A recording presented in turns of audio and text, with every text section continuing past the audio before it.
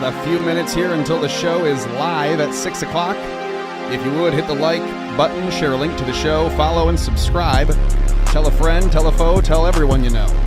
We're keeping America afloat, live at 6 o'clock.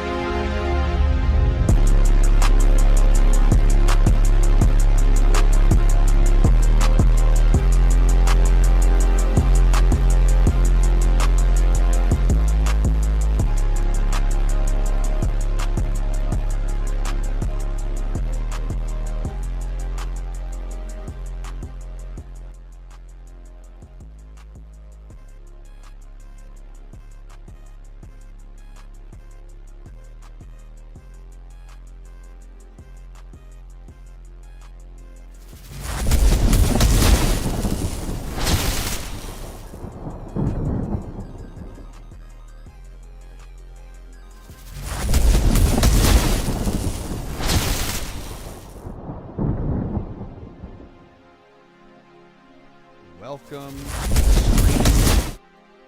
Can you hear? Can you see? Are we on the air? Bop, bop, bop, bop, bop, bop, bop. Turn that off. If you would, hit the like button, share a link to the show, subscribe, follow, do all the things. Here, let me show you where and how. Turn that up and how. Can you hear? Great. Can you see? That's fine. Ba-da-bop-bop.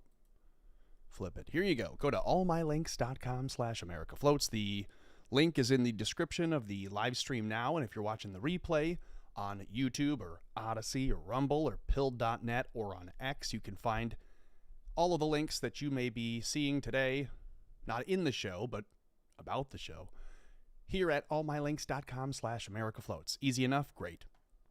First things first. Let me double, triple check and make sure that we are live. Restream is up and running.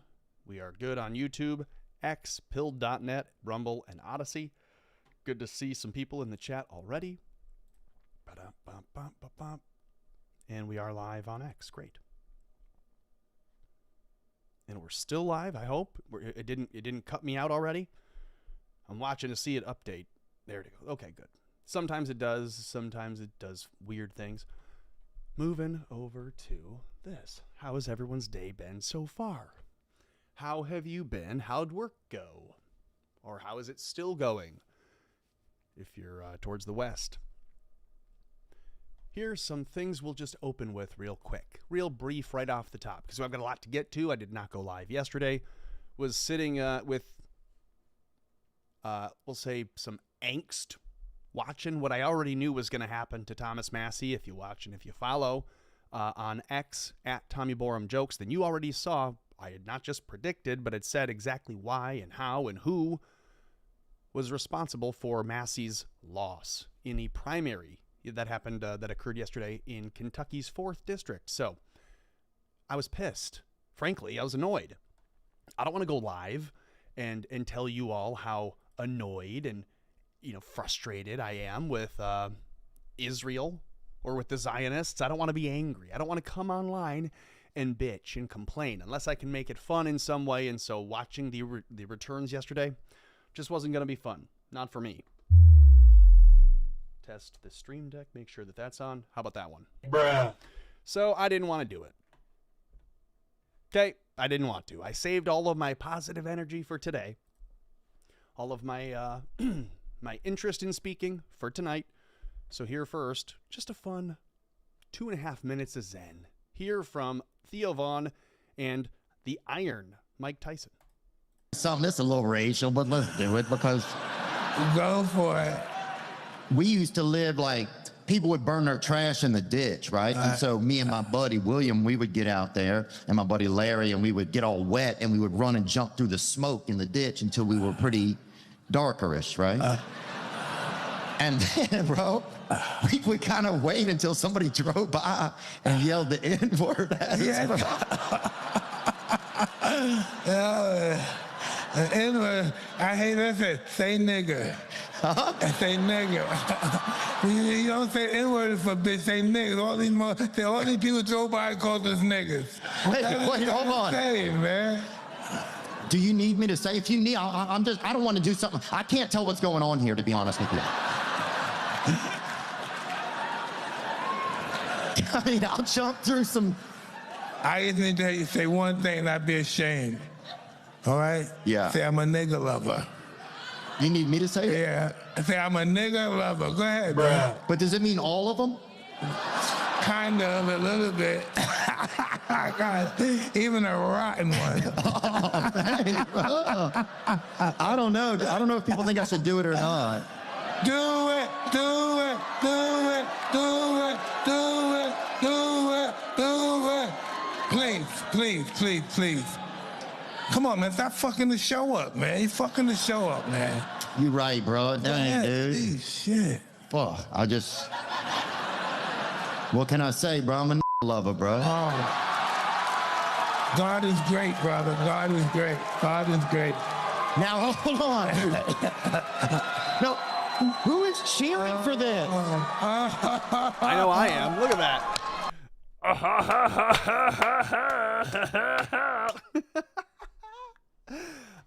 Go to look at my profile on X from the last week. Look at the media posts, because I've been using this as a reaction.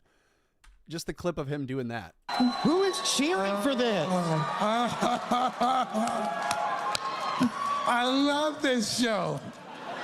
I love this fucking show. Oh, Fuck, are we going to jail or not? Are we okay?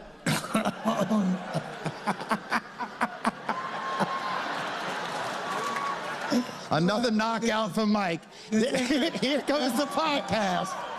It's because he's got a new podcast. He's trying to get me off the charts. That's why. Mike, people are going to be crying, and he's scared to say nigga about that. I don't know if those are the same thing. Yeah, if anyone wants to know booking Mike Tyson's show, I'm not afraid. I'm happy to say I'm a nigga lover. Put me on the show, man. I mean, I'm not one, but I'm happy to say the word. It's not offensive to me. So welcome to the show. If you would, hit the like button, share a link to it. Before I went live, I received a DM from friend of the show, Jacob Chansley. So I offered, I told him, hey, listen, as insane as it sounds, I am happy to do free promotion. And for the record, not just for the fellas over at Sport Drink, the people who've come up with this incredible product right here. You got to try it. If you haven't yet, you should try it. You'll notice the difference. I'm telling you. So it's not just promo code X15 at checkout with Sport Drink that I encourage. Again, freely. No one pays me. Telling the old lady that I love to do the Sport Drink promotion, even though I'm not even a sponsored person. They're not asking me to do nothing. They just gave me a code and told you, hey, if I do mention it, here you are. Here's a code for your listeners, but I get nothing out of it. I just enjoy telling you about a great product that I'm actually drinking, that I actually use. So there you go. Here's one that I have not checked out yet, but I said that, hey, I'll let people know. Jacob Chansley wrote the Shamanic Apocalypse. Here it is on Amazon. It's available for $33.99. Like it's within the Freemason range of 33. Jacob Angeli or Jacob Chansley. Jacob Chansley wrote the book Shamanic Apocalypse. You can buy a paperback copy for $33.99, and there are, I'm sure, other ways to eventually read it, but here it is on Barnes & Noble, not Amazon, barnesandnoble.com. You can check out his book. It says, never judge a book by its cover. So, I mean, if there's not one book to ever judge by its cover, it may be this one that he wrote. You think you've heard it all. You may have even seen the interview that I did with him. And so he reached out and said, hey, it's been a while since we've talked, but if you wouldn't mind looking at this book, hey, I'm happy to tell the people. Wait until you've heard him in his own words and in his own writing. Jacob Chansley wrote a book. Okay, some other things to warm us up with. It is 6:08. We'll try to keep things here dialed in. From Liam McCullum, he says, Scott Horton compares the February 28th bombing of Iran to the Waco raid, which started on the same date 33 years earlier. 33, no kidding. The Oklahoma City bombing, Pearl Harbor, and others, discussing the risk of blowback. He says, quote, as Dr. Ron Paul said, if we go around the world killing people like this, bombing people like this, and we think we can get away with it and not have to suffer the blowback, then we do that at our own peril. Here's that. Again, too late, too bad. I mean, America already, we had exactly what Marco Rubio says he wants now, we had on February the 27th. And then they launched this war on the 28th, which, by the way, was the anniversary of the Waco raid. This is a pretty ugly time to start an aggressive war. And in fact, as long as I'm on that, and I know you know this, but it's really worth dwelling on, that they killed not just one, but two girls' schools in their initial assault. They killed, in one building, they killed 173 or 74, almost all little girls. And then in the other one was 20 more. And with that was an experimental new Lockheed missile that fires tungsten pellets out the front before it detonates, or as it detonates, in a creative new way to cut people to shreds.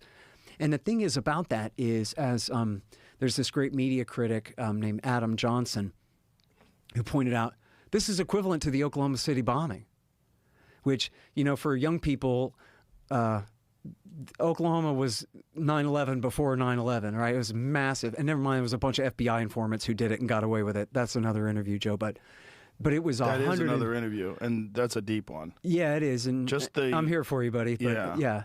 But they killed 167 people were killed in that thing. And it was just the ugliest damn thing. And it included like 20 kids in the daycare there.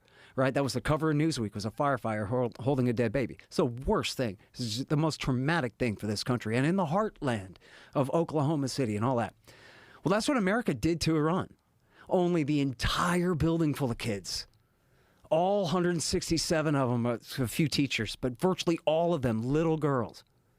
And another school down the street, too, or relatively nearby, where they at the volleyball game, where they killed even more.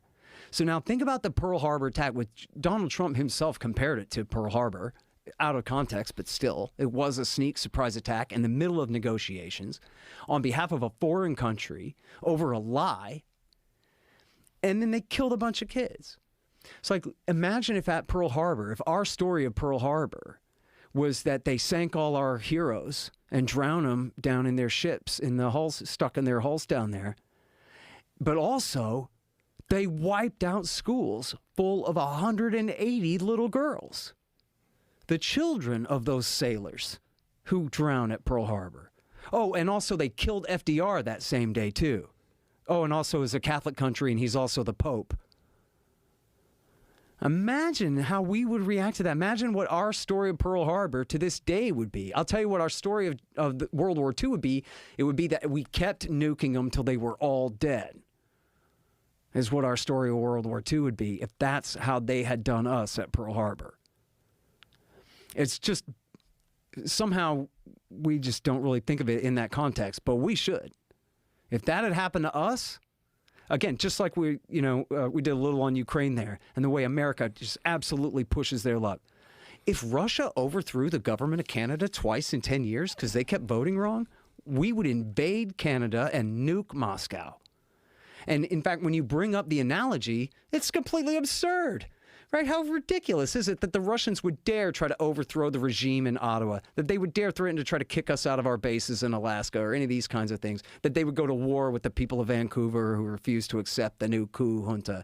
It's comic book crazy. They wouldn't dare. But we do that to them, and we act like, as Dr. Paul said, if we go around the world killing people like this, bombing people like this, and we think that we can just get away with it and not have to suffer the blowback, then we do that at our own peril. And he was speaking for the government as a member of Congress at the time, that we're putting the American people in danger by acting this way. It's completely crazy. Remember the Shiite fatwa that the old Ayatollah, the Ayatollah before last, Khomeini, put on Salman Rushdie, the author of the book The Satanic Verses, where people have tried to kill him numerous times, including got his eyeball in one case. We've had a real problem with bin Ladenite jihadi terrorism over the time. We have not had the Shiites.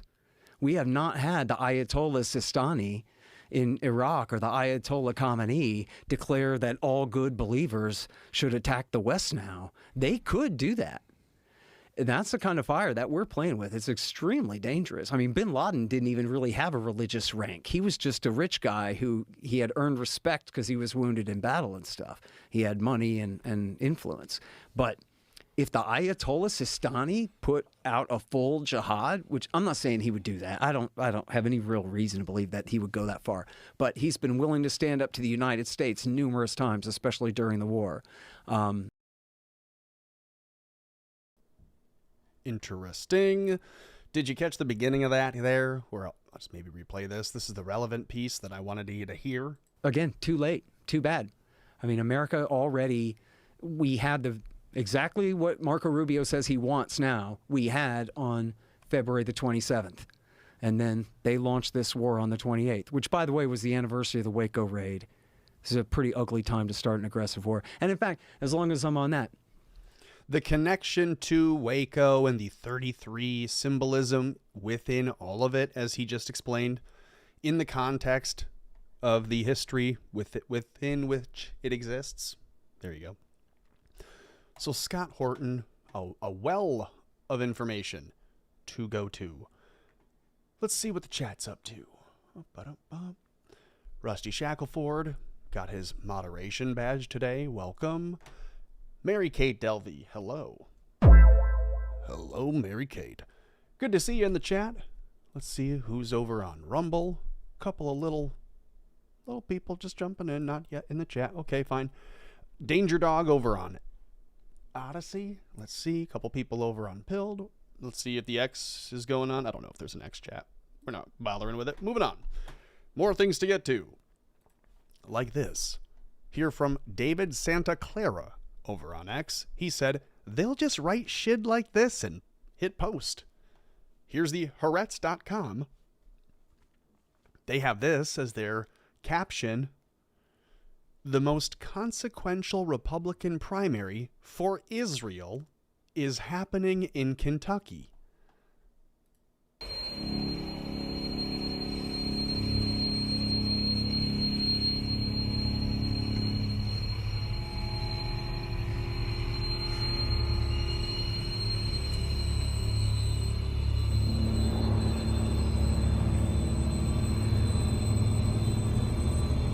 Does it make sense to anybody? Does anybody like that? Does it make sense?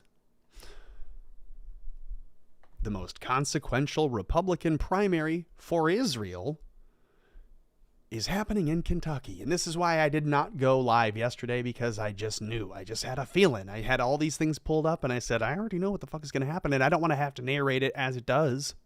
I don't want to have to hold the hands of the people who know and who are depressed about it and tell them that something that something untrue is like, oh, it's okay. Maybe the boomers just really did get totally convinced by the media and by the social media and by the marketing. Maybe it was just the boomers that really did just come out in droves. Maybe it was the boomers that really did just come out in droves and they made sure to mail in their ballots, all of them, for Ed Galrain. That just makes the most sense. It doesn't, and I don't believe that happened, but they want you to, and I don't want to have to justify them and say, well, maybe, Thomas Massie lost fair and square because of the propaganda. Yeah, Israel bought this election, but we're allowed to pay for ads, and the ads convinced people to vote. Wrong. I don't believe the votes even exist. I don't believe that those 10,000 or so, 800 mail-in ballots, the nearly 11,800 mail-in ballots, or 11,000, it's 10,800 some, mail-in ballots for Ed Galrain are legit. I don't believe they're real. I don't believe that they're authentic or genuine ballots that were cast by real people. But the propaganda was paid for. The ads were paid for. The media hits were paid for. The negative press against Massie was bought and paid for so that people would have in their mind the potentiality that Ed Galrain could win legitimately. So again, I don't believe he did. I believe they paid for all of the other seats at the table to be filled with their actors so that when everyone folded, you would too. And that's what's happening. Mentally, you can't fold and say, well, I guess Thomas Massie just lost because even though he had a 30-point swing on people 45 and under, the older people who, I guess, don't talk to their family and friends and neighbors, they don't use the internet, they just got confused. No, I don't believe that that's legitimate. I believe, just like you could say the elderly people in the old folks' home just all voted for Democrats because they're elderly and invalids, so they got tricked. No, it's that they got farmed. Their ballots were not even cast by them. So you could say, well, the old folks' home in Minneapolis that they were farming ballots out of, they just had those people fill them out. Wrong. They just collected the ballots and they took them and they filled them out themselves. Do you see the difference? In Kentucky, it would be no different to assume at home that the boomers just got confused and they really did believe in Ed Galrain, and so they really did all just more than 11,000 or so go out and vote for him, and it made the difference.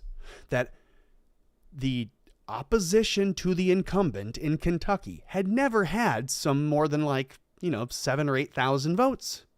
And this time around, they exceeded that 360 odd %. So then now they have 50-some thousand votes. And it makes no sense. And everyone can look at this and go, statistically, there seems to be an error. Statistically, there's an anomaly. And not just one, but many. It's the most money spent. The population didn't change, but the outcome did. And so you can say, well, either it looks like they paid for $500 per person to have their mind changed, in which case you're going to tell me the boomers aren't online, but they paid for all the social media and advertising to change the minds of people online?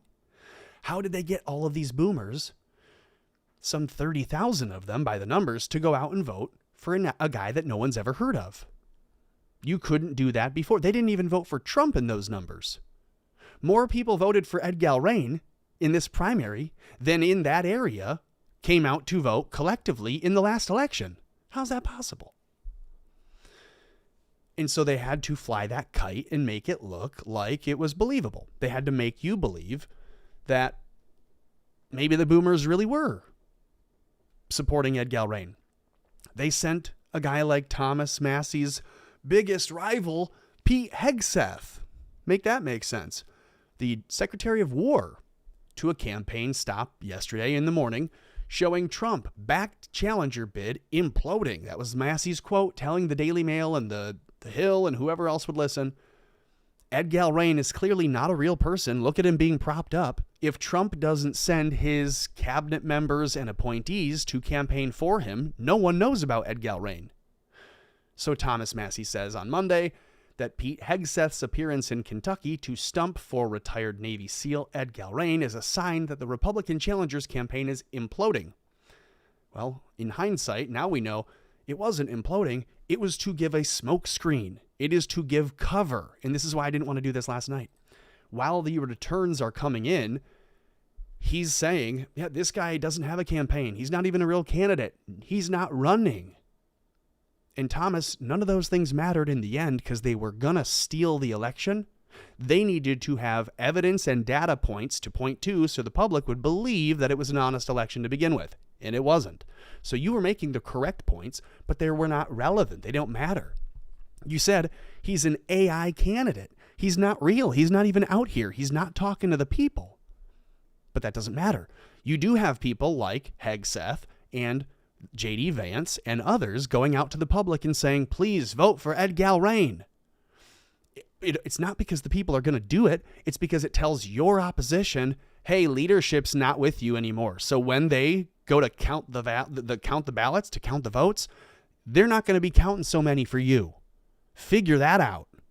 You got chosen against. No one's going to vote for Ed Galrain, but they're filling out ballots that look a little funny and ditching him in at the last moment to boot your ass. He should have probably said that before the election. Instead, Thomas Massey's out. Is it obvious? Again, when you have Haaretz giving you a headline saying the most consequential Republican primary for Israel is in Kentucky, don't you think that that's a little odd? Don't you think it's a little odd when you see Randy Fine, of all people, posting this yesterday? Vote for Ed Galrain, Kentucky. It could not be more on the nose. Literally. Oy vey. So Massey lost. Pete Hegseth is responsible in part for going out and, in his own actions, he went and tried to sway votes at the last minute. J.D. Vance did the same. Donald Trump making post after post to the few thousand people. It's like 10,000 views and 3,000 likes. 30% approval rating on his own app on Truth Social. Trump, not very good. Trump went and posted like 12 things in a row, like a spastic spur gout about Ed Galrain, Ed Galrain, Ed Galrain. And again, I think it's just because they need the fluffing. They need the public to believe there must be some votes coming out of that, because why else would they say it? And that's the mental psychology, the psychological trick on you. You see them have a $35 million expense on the ads. They're going to flood the media space with Ed Galrain so that you believe it generated 10,000 real votes, because they're printing them either way, and they just need you not to question it. So they sent in the Department of War guy, Pete Hegseth, and this is a guy who tears him apart for it. Here we are. Council, Pete, they're going to come knocking, and they're going to have some very difficult questions. I need you to listen to me. Pete, brother, you may be violating the Hatch Act on Monday, on camera, with the entire country watching. And this is the part, Pete, that makes my blood boil as a veteran. And I know you hear me. This is the part I also want every man and woman who's ever worn the uniform, and every father and mother of a man or woman who's in uniform right now, hear me out. While Pete is flying to Kentucky to campaign for Ed Gowron, who wants a draft, there are United States carrier strike groups in the Middle East. Carrier Strike Group 10, which arrived in the CENTCOM area of responsibility on April 23rd. This is the largest American military buildup in the Middle East since the 2003 invasion of Iraq. There's 15,000 service members deployed under Project Freedom, which is Pete's own operation to reopen the Strait of Hormuz. There's over 10,000 additional U.S. personnel who are enforcing the naval blockade of Iran that this administration imposed on April 13th. The 82nd Airborne is in the region. 2,500 Marines were redirected from the Pacific. There's F-35s and F-22s and F-15s and ballistic missile defense destroyers and AH-64 Apache gunships, A-10 Thunderbolts, MV-22 Ospreys. Every major component of the United States military is in or around Iran right now. There are 20 states whose National Guard troops have been forced into federal service and are now in the region participating in this undeclared war against Iran. And in the last 24 hours alone, Iran has launched cruise missiles, drones, and weaponized small boats against U.S. warships and commercial vessels in the Strait of Hormuz. I'm not talking about 2003. I'm not talking about some hypothetical situation in the future. I'm talking about today. That's the war, Pete, that you're supposed to be prosecuting. Those young men and women are not abstractions. They are the sons. They are our daughters. They are tripwires positioned in some of the most dangerous waters in the world with cruise missiles flying at them because the same men who are paying for Ed Gowron's campaign got us, got you, got me, got this administration to go to war with Iran in the first place. Those service members deserve a Secretary of the War who's in the Pentagon or at CENTCOM or in the Situation Room or talking to commanders on the ground or talking to the families of the dead, because there are dead and there will be more. And there are already Americans who are wounded, hundreds. We should be talking to their sons and their daughters and their families and talking to the people who are actually in harm's way at the behest of a foreign government. They don't deserve a Secretary of War, Pete, who's in Kentucky at 1 p.m. on a Monday on a stage with Ashley Hayek of the America First Policy Institute, who so desperately wants to be wanted by the Trump administration, and Ed Gowron helping the three heels of the Israeli billionaire donor class collect a scalp in a Republican primary. Pete, if you were still in the uniform, and you would call it what I'm going to call it, dereliction of duty. You're a constitutional officer of the United States, sworn to oversee the most lethal military in the history of the world, abandoning your post, abandoning the troops that you are responsible for. You're doing it to do the political field work of the same lobby that put those troops in harm's way in the first place. Pete, I'm talking to you again directly. You may not remember this. I'll bet you do, though. Your fifth general order, of which you are still sworn to uphold, is to quit my post only when properly relieved. Every private knows that general order. Every sergeant of the guard knows this order. Every commander of the guard, who is typically a very young commissioned officer like a first or a second lieutenant, they know it. It's ingrained into our voluntary response mechanism. You don't abandon your post. And Pete, your post is to be prosecuting the war that the people who summoned you to Kentucky forced on our nation. Part of the war and the effort is the informational war and is the political, social, cultural war. And so for that reason, you can consider Pete Hegseth's travel, whether it is regarding Charlie Kirk, Pete Hegseth's plane being in the air, being in Utah before, during, and after Charlie Kirk was killed. Consider that a scalp. Consider Massey a political scalp. And pretend with me, if you will, because I know I get a little conspiratorial when I say things I believe, but just hear me out. Just pretend with me for a moment. Imagine that they make a deal, as I have said before, that our CIA and Mossad and others say, hey, we've got a deal that we do not assassinate presidents or congressmen or whomever anymore, because it's easier to just blackmail and control and malign and hold and eventually ditch if we have to. But we want to keep an image that has some credibility with the people. And if everyone thinks all we do is whack people, they never trust anyone. They see through the whole game. So we just have to kind of hold a little bit of a distance, hold ourselves to some patience. We can't whack presidents anymore. We can't whack congressmen. We can't have their planes fall apart in the sky anymore if we can help it. And so then instead of whacking Massey, they might make sure his wife is terminally ill. They might make his life hell. They might make everything about his life unlivable. And then they supplant his primary when he does not willingly concede, or when he does not do what they say. Does that make sense? So Pete Hegseth can get away with calling a company, having a small charge created, putting it on Charlie, having him blown up, and making it all look like it was a shot. And because it's a wartime issue, right? We're secretly at war with Iran, so then anything Israel tells us to do can be clandestine, off the books, completely black ops, totally allowed because it's war. They can reach out to Charlie's wife ahead of time and say, hey, sweetheart, it's war now. We're taking Charlie out tomorrow. Here's how they're... Whatever the case may be, for them to have done that, they can take Charlie out and say he was a problem, a national security threat, because to prevent any national security attack on the United States against Israel, against the United States, we have to go to war with Iran. And Charlie is here saying we shouldn't go to war with Iran. Charlie is here saying Thomas Massey is his favorite congressman.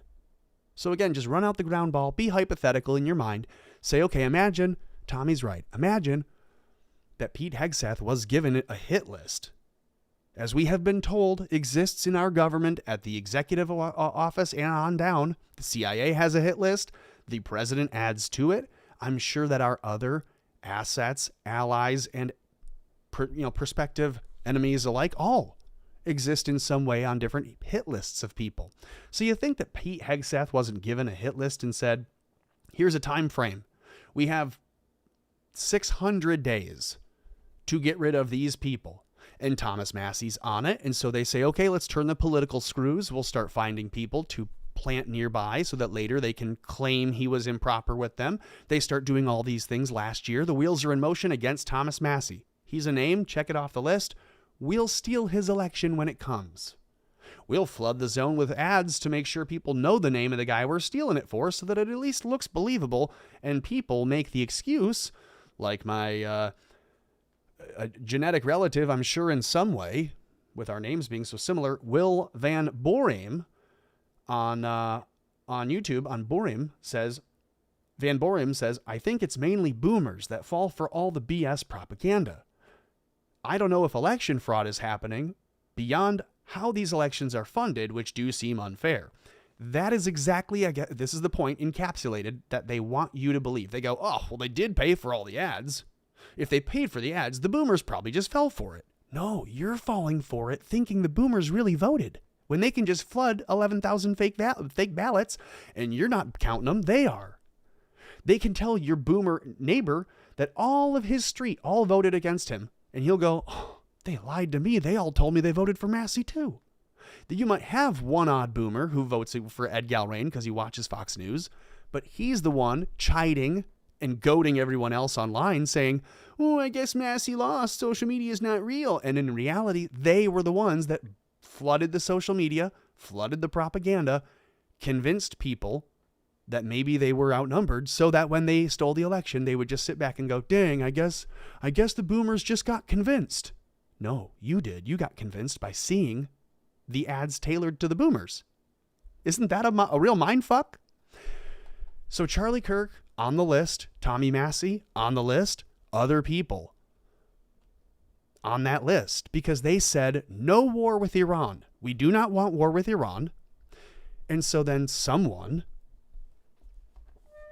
says, it's a national security threat if you don't want war with Iran, because it's an existential crisis.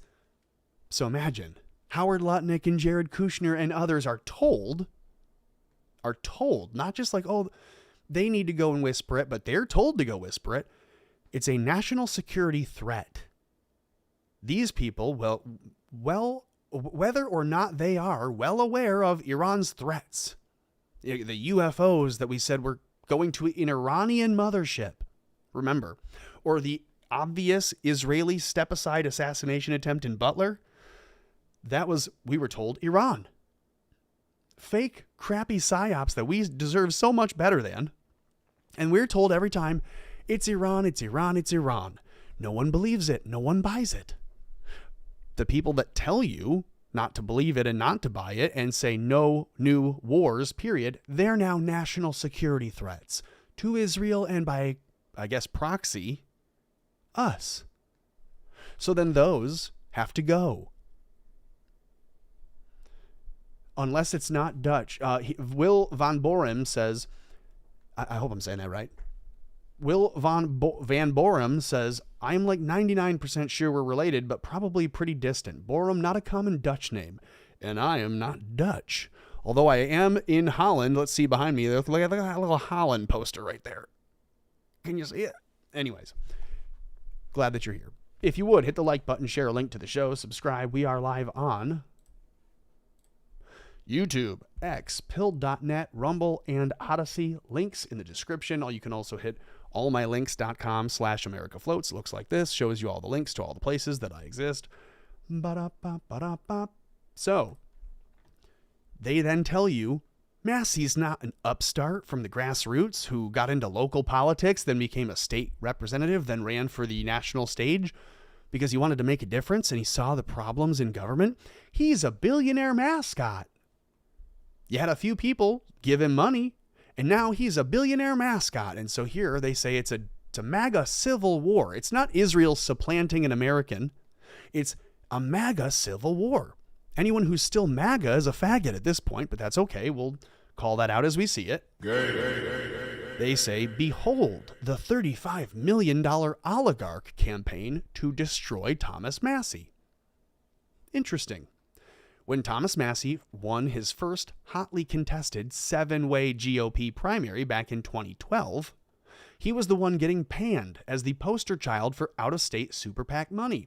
His campaign had received a last-minute $541,000 boost from a super PAC founded in Texas by a trust fund kid looking to fill the halls of Congress with fellow devotees of Ludwig von Mises. So a libertarian. But he calls it a billionaire trust fund kid. A guy who doesn't love the government at all. So, of course, yeah, sure, he might have some money to protect from those thieves called taxers or tax collectors, the IRS today. The big winners in Tuesday's election were Rand Paul, his buddy Thomas Massie, and money, groused the Kentucky New Era communist rag columnist AI Cross. Did you all see the kid who showed her dad the new funny songs from Weird AI? Can we just pause this Thomas Massie bit for a minute just to highlight the absurdity of a father driving his child to school or to whatever? And she says, yeah, Dad, you have to listen to this song. Weird AI. If you're not picking up yet, it's Weird Al. She says, yeah, Weird AI takes popular songs from the past and then using AI, it like makes them funny and like makes them silly and like adds words to them. Like Michael Jackson's Bad becomes Fat. And then she plays Fat and the dad is mouthing along to all the words because he knows them all, obviously. This kind of seems like that. Like the kids mocking Thomas Massie today are the kids who don't know exactly what they're really doing. But I digress. AI Cross, otherwise known as Al Cross. The big losers include those of us who don't like big money warping our elections. Isn't that funny? Isn't that hilarious? Ironic, huh? Way back when, people were like, Thomas Massie in politics? He got a huge $500,000 donation to give him some ads at the end of his campaign that actually showed people who he was so he could win? We don't like people knowing about him. We need to shut him up for good. And today, just a couple 14 years later, they have. $34 million spent flyering doorsteps and airing attack ads in Kentucky's 4th District against Thomas Massie. That number grows internally. Literally every time you look at it, the sum dumped upon the district of pro-Israel dark money groups now surpass the amount they spent ousting Rep. Jamal Bowman in 2024. Anyone, left or right, who's not in the uniparty of Israel gets canned. It's the hard left Jamal Bowman, guy who's pulling the fire alarm and saying, "Duke it out with me in the bathroom," or weird thing that he would say, or it's Thomas Massie who says, "I'm happy to yell, Jamal, but let's go outside and save the kids." He gets outed too. It's very interesting. So where did all the money come from? As Tucker Carlson asks Thomas Massie on a recent 3-hour episode of the podcast. Well, it didn't come from regular people. It's come from billionaires, Massie replied, as Mises surely rolls in his grave. The 7-term congressman's primary against former Navy SEAL Ed Galrain is the most expensive primary of all time. And again, what are they buying? They're not buying actual people's real opinion and actual sway in the election. I think that's the smokescreen of it. They want you to believe that they have that impact. They're buying the credibility for when they steal it for you to believe these ads were credible, that these ads were impactful. I don't believe they are. I don't believe you can find 55,000 people to raise their hand and at canvassing say, yes, that ballot is mine. I signed it. I voted for Ed Galrain. I don't believe it. I might be wrong.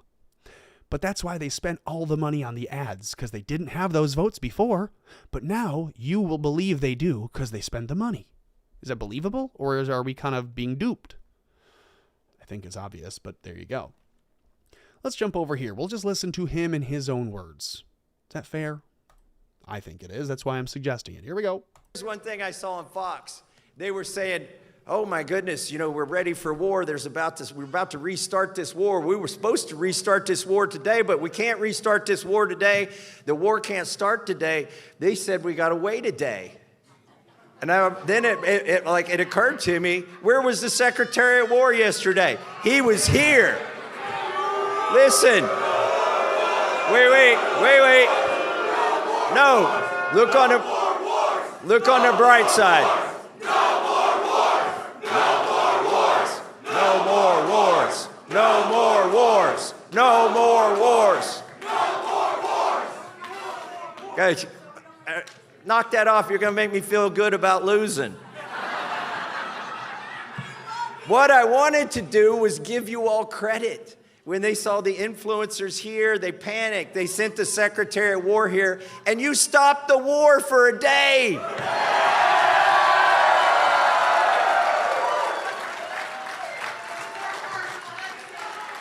All right. We know we don't want a war, and we know why young people and middle-aged people are against the next war.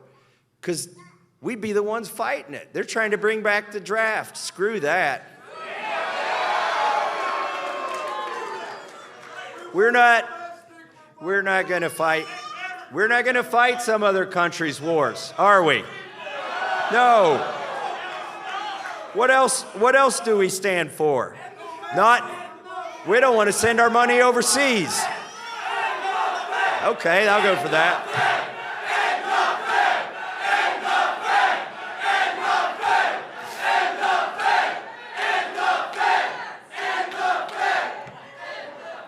I've got a bill to do that. I've also got a bill to end the Department of Education. Rand Paul says he wants to pass a law that you need one day to read 10 pages of every bill. I asked Rand, what are you going to do about my bill that's one sentence long to end the Department of Education? That'd be like 5 minutes to read that bill. By the way, do you know how many pages the Epstein Files Transparency Act was? 2 pages. We don't want We're tired of meddling overseas. We can't afford it. Our empire will collapse if we keep sending our money to other countries. I never picked a fight with the country that's tried to take me out here because I've never voted for foreign aid to any country. We got to take care of America first. America first. America first. America first. America first. America first. By the way, you remember that organization that Klaus Schwab started called the World Economic Forum? They said you should eat bugs. Do you want to eat bugs? No. They said you'll own nothing and be happy about it. You want to do that? No. Well, guess what happened? Guess what happened to Klaus's CEO? He was in the Epstein files. He had to resign. We took out the CEO of the World Economic Forum with a 2-page bill.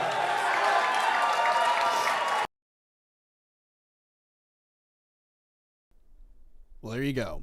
In his own words, making a lot of great points. But as they tell you what happens to Thomas Massie, obviously I have a lot of thoughts. I could tell you, I think what they've done to him is shameful. I think all the people cheering for it are shameful. The people like Dom Lucre and Gunther Engelman and other people like this, the obvious propagandists, the Donald Trump surrogates, the mouthpieces, the shills, all of them should be ashamed of themselves. And later we'll think of that as being a euphemism, like face the wall and be ashamed of yourself. Or like, any last words before we pull the gallows lever here and make you shame of yourself? Like that kind of thing. Like right now, I'm just saying they should be fucking ashamed of themselves for promoting the idea, for kite flying the idea that Thomas Massie's going to lose because they're just pumping a bunch of money in and it makes sense to a lot of people to vote for the other guy all of a sudden for no reason. Donald Trump had endorsed Thomas Massie a couple different times, but now he's endorsing the other guy and saying Thomas Massie's the worst in all history. And Trump didn't change. It must be Massie. The people who are promoting that as normal are trying to convince you and fool you. They're propagandists. And 20 years ago, what they're doing would have been illegal. 30 years ago, we would have been talking about how they have been sent to Gitmo. But today, you're being told to, by the algorithm, look at them instead of me. Look at me instead of them now, please. Please. By going over to my profile, at Tommy Borum Jokes, over on X. But here, listen to Owen, in his own words, explain. And I like how he says it. He doesn't like couch his language and say, here's what's happening in Kentucky and what I think is important or relevant. He like pretends he's doing that by being very, very, blunt and saying the obvious truth aloud, pretending he's being subtle. I love it. I love the style. My thoughts on Israel buying seats in Congress. Well, he's saying that pretty loud. Who's Israel, Toe? What's the quotation for? Tell us this. Hey guys, just wanted to weigh in on this whole Israel buying congressional seats. I just want to throw out a paradigm shift here. What if people stopped selling, right? I know that sounds strange, but I live in North Idaho, and I was talking to a friend once. They're like, California is trying to buy up North Idaho. I can see them buying up North Idaho. And I'm like, yeah, so don't sell it to them. You don't have to always sell things for the highest price. That's a very boomer mentality. And a lot of people have never even conceived of selling based on your morality, right? Like the last house we lived in, we sold it for less to a family. And I've been called insane for a very long time where people, because my behavior didn't make the most money. I'd be offered these situations and it would appear that I was self-destructing, but I wasn't. It's only under the paradigm that I was operating in a way that wouldn't get me maximum dollars. Okay, the dollar is effed. It's not real money, all right? It was presented to the American people that was backed by gold and then that was slowly removed.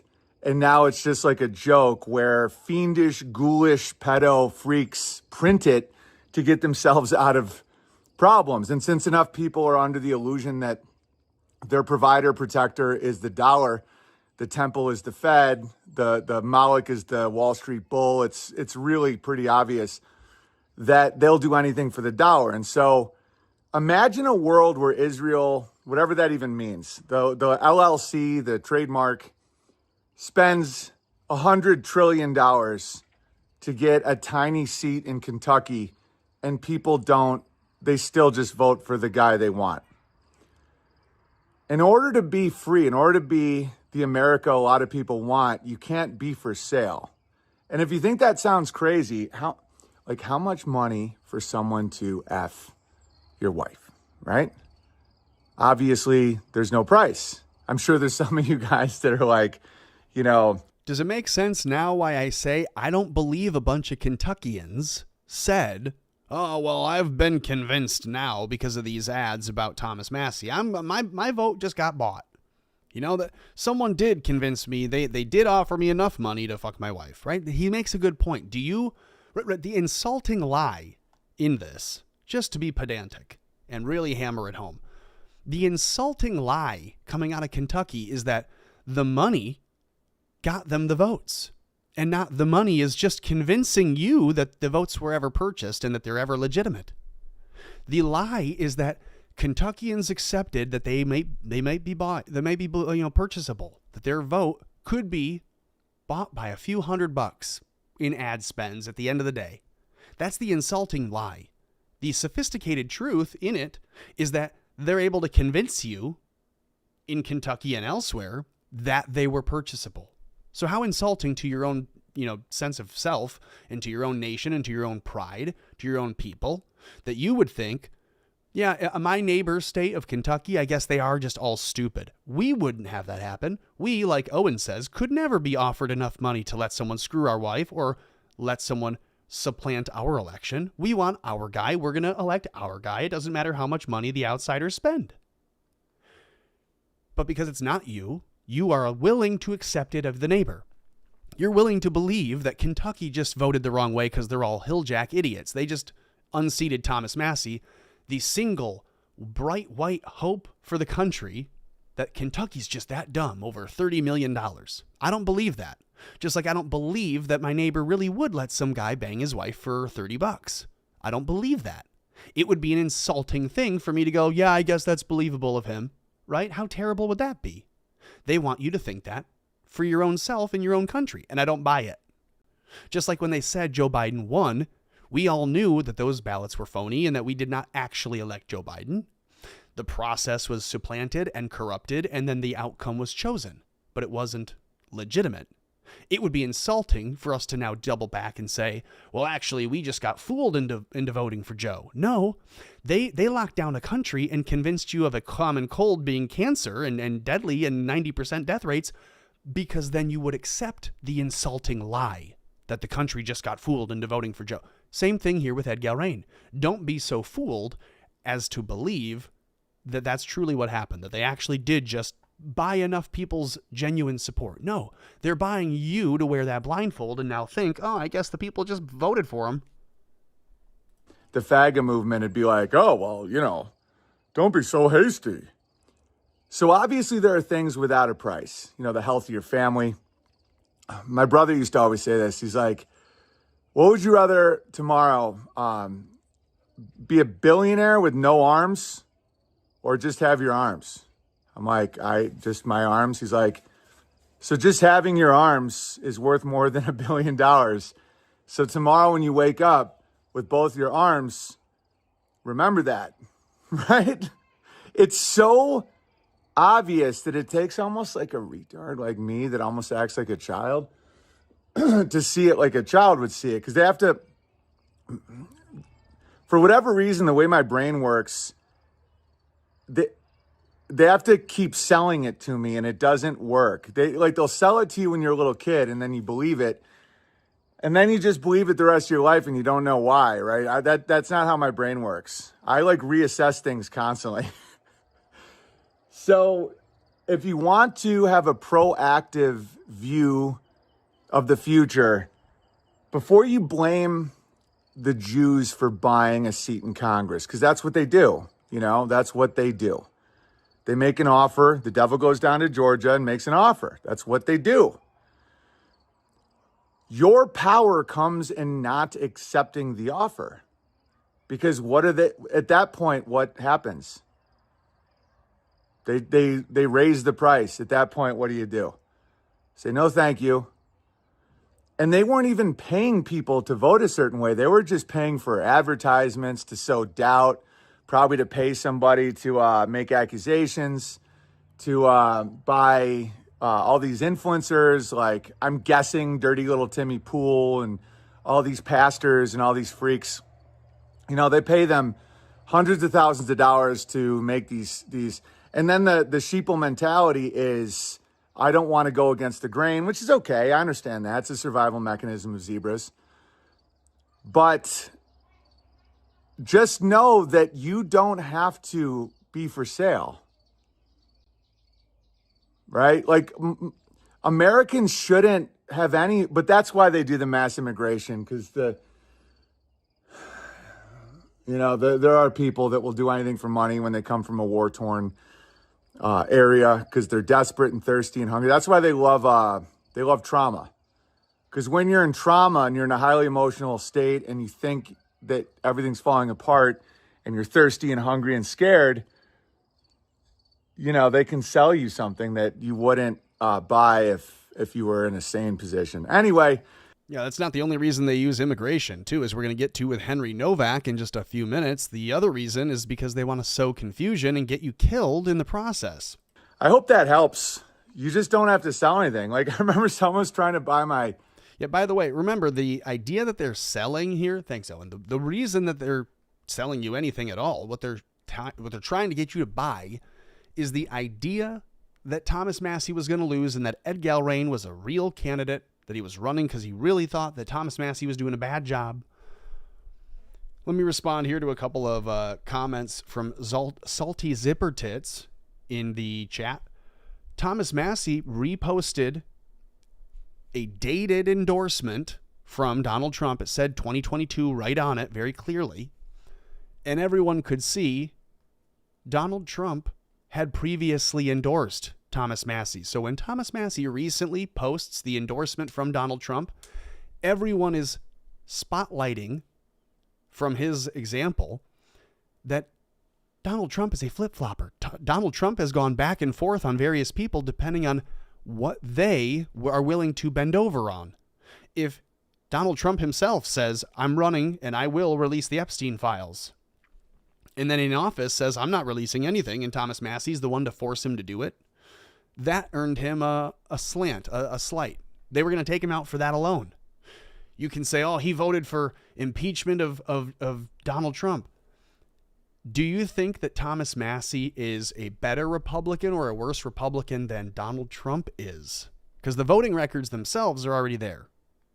So, just so that you're clear, if you think that Thomas Massie was trying to fool people with a Trump endorsement, that's bogus.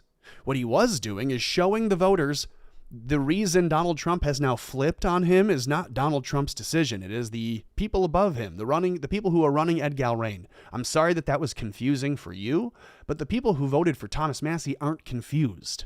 They know when Trump endorses Thomas Massie in the past and what it means when he has now endorsed someone else today because Epstein files have come out. It's interesting. Okay, why hasn't Massie read the names on the floor? Because he got them released to the public through the media and through the releases of the Epstein files. And now we all know the names. Does it do anyone any good for Thomas Massie to go on the floor and say things that you and I can say right now and that we have repeatedly? He passed the legislation to get the files released, and it caused quite a problem, and they're still not fully released. Isn't it interesting that you're being critical attempts to release the Epstein files and not Donald Trump's covering for all of them? The redactions that Dan Bongino made. Isn't that interesting, Salty Zipper Tits? Aren't you a little bit more critical of the wrong party there? Also, Owen brings up Tim Pool. Tim Pool. Can we just, do I have it saved? I know I replied to it, but I don't want to have to go to the replies. Let me see if I can. I'll do this. Reply to Tim Pool. Oh, it's just Timcast, isn't it? I replied to him. Here we go. Easy to find. Here is Tim Pool being a UK police officer when told, "Hey, I've just been stabbed in the chest." And Tim Pool mockingly says, "Oh, yeah, so what, they just stole the election from Massey now? Is that it?" Because the people are looking at these statistics and the anomalies that just occurred in the 4th District of Kentucky's election primary last night, and they are having some really serious standard questions like, how is it that the change in vote from 2024 to 2026 for the opponent is now up 356%, while the change for the incumbent is up 20%? So you'd imagine, like, wouldn't it be a huge swing in the other direction if it were legitimate at all? Sure, you might see a total upswing in votes, but wouldn't the incumbent ultimately have lost support? No, he gained. Thomas Massey gained votes. 20% more people voted for him this time than last time. But the other guy just got a bunch more votes, and don't ask where they all came from in the middle of the night. And you won't ask because you believe that that's actually what happened, because you, again, believe that these ads were spent to buy votes and not to trick you, which is all they're doing. The ads just were spent to trick you, not to actually get real votes. It's my stance. I'm sticking to it. So Tim Pool is, I guess, nonplussed. He's mawkish. It doesn't believe it's possible. How could this be? How could they steal an election? He questions to himself. This is supposed to be mocking of anyone who would suggest that that's exactly what happened. But it is. I mean, ultimately, I'm looking at this. I can see what has happened. It's really clear. Tim Pool has Thomas Massey on in the past and has more recently had on Ed Galrain to promote him as a legitimate candidate. Ed Galrain never went to a debate. Ed Galrain never went to a live event. Ed Galrain never spoke to real people outside of his own staff and his own event planning people who stood in these little, queues and tried to make it look like from a distance he had people at an event. He did not. So it's been very sad to witness. I'm out of state. I'm in Michigan. I'm watching in Kentucky as they just lose the last real seat in America that we had, which is why I'm pissed off. And to see Tim, after being a cheerleader, meeting with Bibi, cheerleading the Iranian war, cheerleading and mocking the other people who would be critical of it, taking a sidestep from his other normal position of, hey, I'm going to be critical of improper law and power. Instead, he sidesteps that and begins to mock everyone who does that thing. Very sad to see. He gets the one ring, and then instead of destroying it, he's like, I'll wield it, like a little faggot. Tim Pool. Take the hat off. We'll see what we got under there. We'll know what we're dealing with. Tim Pool. So he says, oh, they stole the election from Massey now, did they? Yes. Yeah, and you helped. And we can all see it. It's very obvious that's what they did. They did this to Tom Massey. They can do it to Donald Trump as a warning shot. Hey, why don't you survive the next 4 years? We're going to run somebody else, and you're going to see you're not in control. We are. Then he decides he's going to run again. He, in the back, plays ball, makes deals, decides he's going to help, does all the things, lies to you and me because it's easier than lying to them, and then gets in. And what do you know? Maybe he did stage his Butler assassination just so that they could claim it was Iran.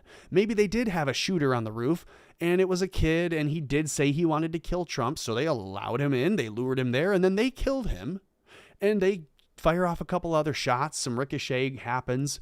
Maybe, Corey Comporator does die. Okay. But it's part of the theater. We have to have a live theater with people happen. And they stage an assassination to justify blaming Iran. And it doesn't matter if it really happened or not, because now either way, you're mad at Iran, they hoped. Only we see it as Israel. And that kind of blows back in their faces. Better go meet with all the media people and tell them we're going to have war with Iran. That's coming. And when it does, you need to find your own authentic ways to justify it for yourself so that you maintain your credibility when you continue to support us. And that's what Tim Pool tried to do. I don't see him with any credibility. He went and met with Bibi Netanyahu and then was not critical of it at all. Tried to defend it, cover it, shade it, and then eventually came out and says, yeah, well, okay, I am supportive of it, so what? Meh. Now he's running cover and pretending Ed Galrain is a real person, pretending that it would be fucking silly to think that, it'd be foolish to think that you could steal an election in the primary from Thomas Massey. Oh, they stole it now? Really? Is that it? And that is just so reminiscent of the police officer who was told, hey, I just got stabbed. Hey, I just got stabbed in my chest. Hey, I'm dying. I just got stabbed. And the police officer says, I don't think you did, mate.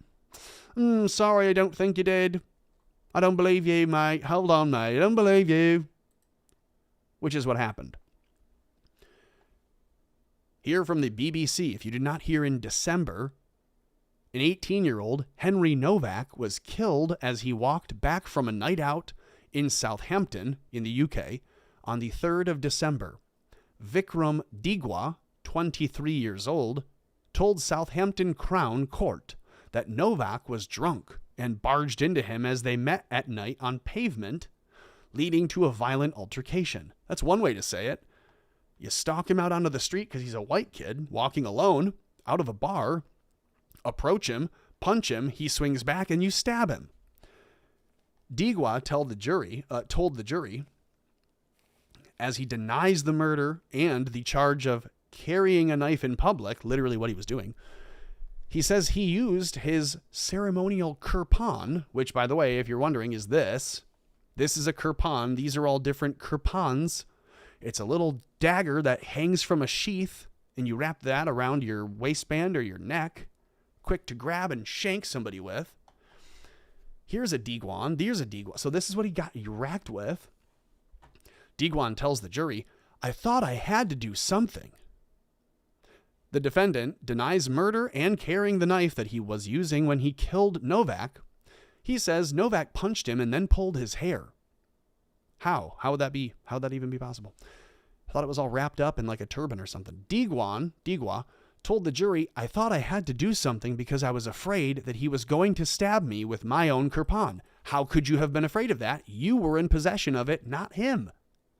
How can you say, I feared for my life that he was going to stab me with my knife because I was wielding it? Previously, the court heard the defendant was carrying a 21 centimeter, that's an 8-inch blade for the Americans, or for the American man, that's like a 9 or 10-inch blade. It's a 12-incher. He had an 8-inch blade in a sheath around his neck in Belmont Road at about 23:30 Great Meridian time, GMT, British time. He told the court, so it's 11:30 local. It's just before midnight. He told the court he was walking to fetch some curried chips, some spicy chips, some fries from a car nearby. I was going to get a bag of my spicy Cheetos when he sees Novak coming the other way. To me, it seemed like he was drunk. He barged into me. I thought he had done it. So this is all in his own head. Right now, what we were told is this guy's justifying stabbing a kid to death and murdering him, stabs him once in the chest. The kid begins to crawl away and he stabs him repeatedly in the back of the legs so that he can't run. Then witnesses see and he stops. This guy is defending it and saying, well, I was justified to murder the kid because in my own mind, when I see him coming, I assume he's drunk and I assume he's going to attack me. So you're not allowed to be in our country anymore. You're not allowed to be in the West anymore, and you shouldn't be alive anymore. If you stand out in public at 11:30, you're walking to your car and you see someone else coming down the street and you assume they're drunk, they're here to kill me, and I'm going to use my knife to kill them before they do. That's insane. He should get the chair. Again, this is one of these people who should be ashamed of themselves, as we said earlier. Get a life, Jews. He seemed like he was drunk. He barged into me. I thought he'd done it deliberately. Henry Novak then turned around and said to me, you could have moved up a little more.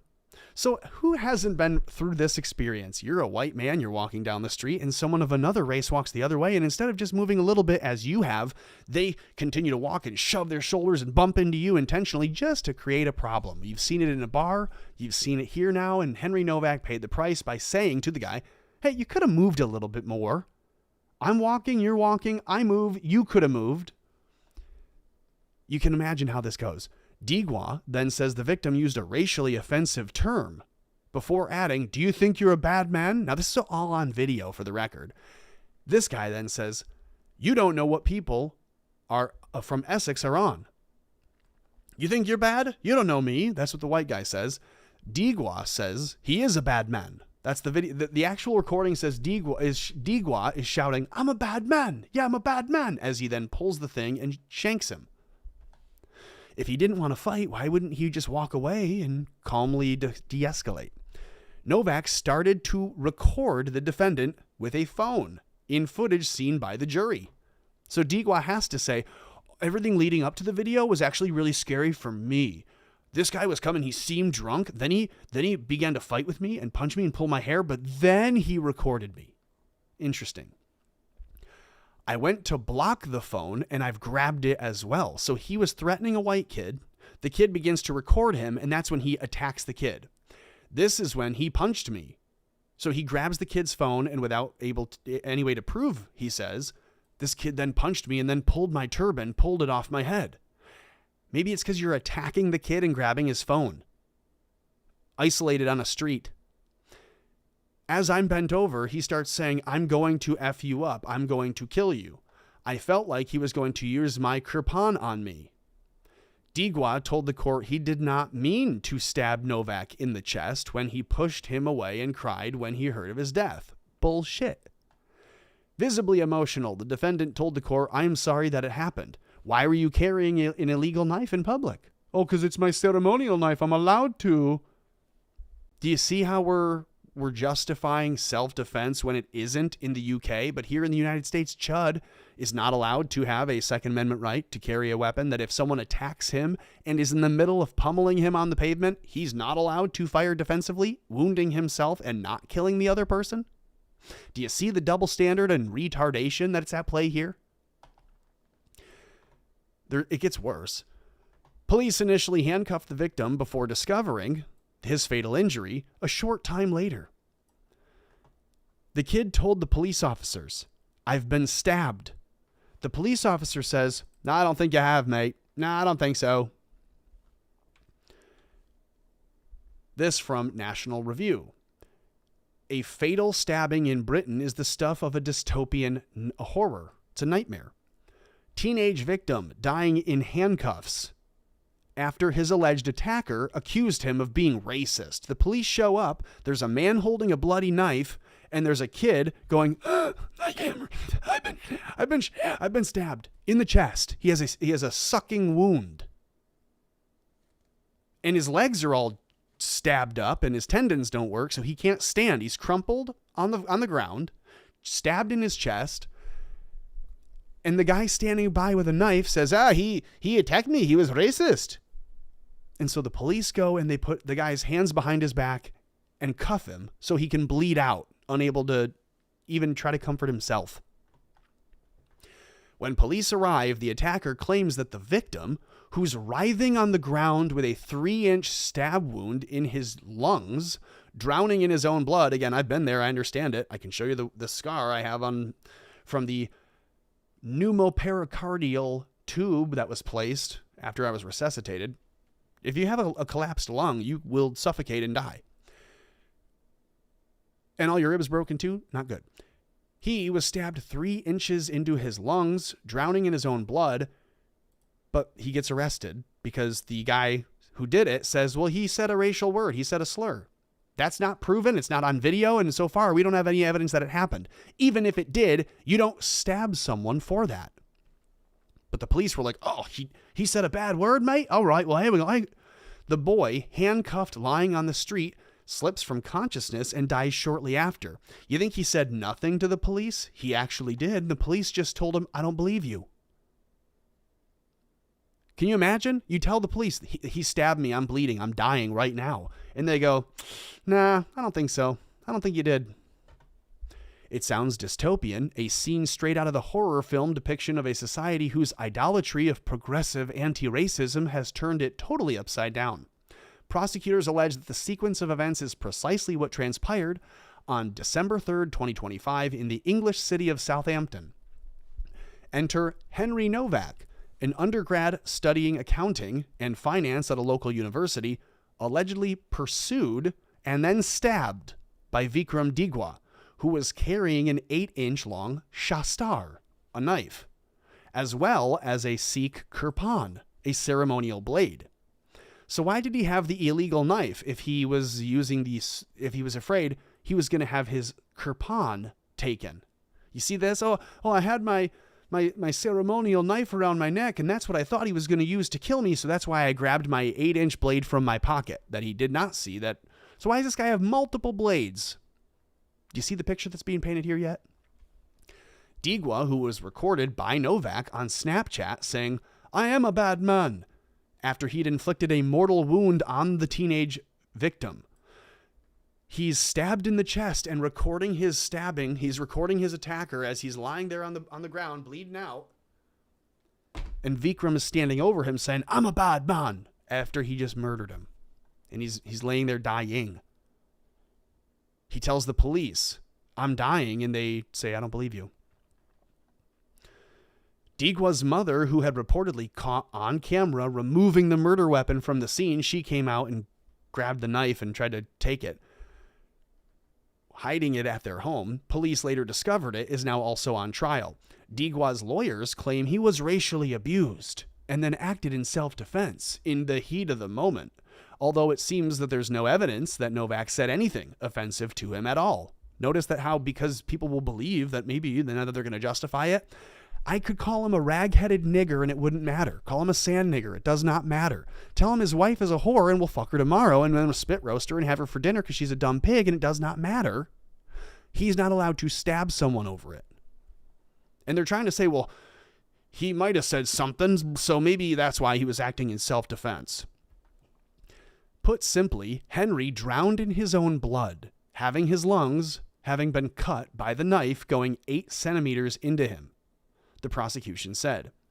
Digwa didn't seek help for the man that he had injured with his knife, sizable. Instead, he accused him of being racist and drunk. Essentially, so he's supposed to die on the ground. Yeah, let him bleed out. He's just a dumb, drunk racist. And so the cops, after they arrive, hear that and go, oh, okay, well, let's put him in handcuffs. Novak had an autopsy found several stab wounds, 4. At the time of his death, had a blood alcohol content below 0.08 in the United States, below the legal drunk driving limit in the UK, which would probably be 0.1. Jurors were told that while there were no witnesses to the attack, neighbors heard Novak saying he'd been stabbed before he was dying, before trying to escape by climbing over a fence. He'd been stabbed in the chest, tries to get his body over a fence. The guy continues to stabs him in the back of the legs multiple times. And the police hear this and say, I don't think so. The trial is ongoing. Some evidence is not yet presented. The local police force has not commented on the officer's conduct. Digwa's testimony, police body camera footage, and emergency calls placed by the alleged attacker's family point to the likely sequence of events. Novak was stabbed and then subsequently accused by his attacker of being a racist, in that order, which then prompted the responding police officers to handcuff him as he lay dying. Novak's murder case is nothing short of an indictment of the modern British state itself. And if you're wondering, Tom, it was too hard when he said that when Chud was put on a stretcher and then it was lifted up in the air for everyone to get a good look at for 20 minutes before they loaded him in the ambulance. That's silly and conspiratorial if you think that they were trying to let him get hurt. And this is my point. Another kid is stabbed and they just put handcuffs on him to make it harder for him to live. They don't call the meat wagon, or they don't call for a doctor until he's already dead. Okay, let's see. Well, there's another one. There's a worse one.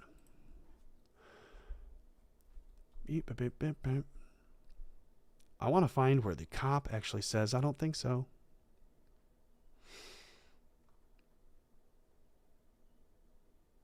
Where is it?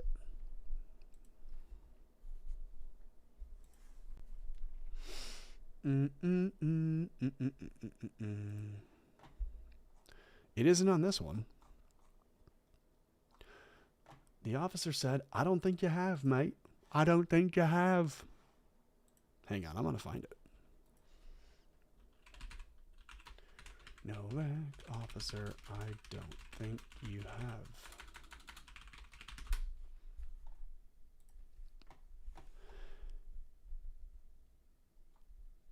Here it is.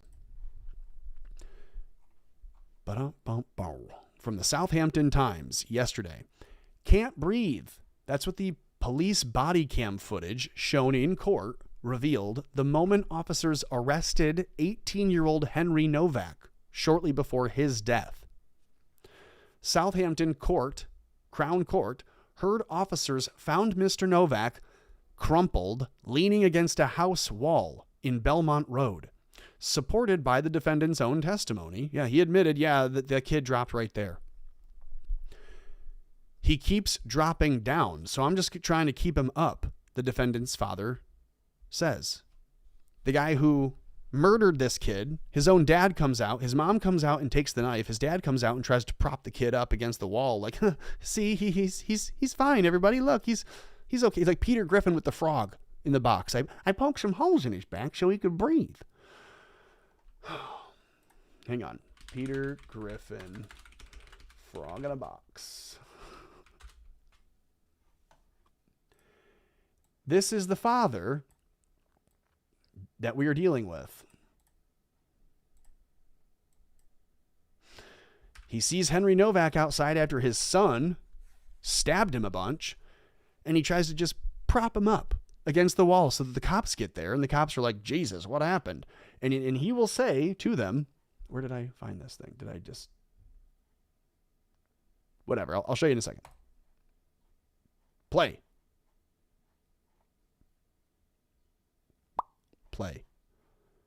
Just do it. Oh, Lord. Is it going to really be this gay?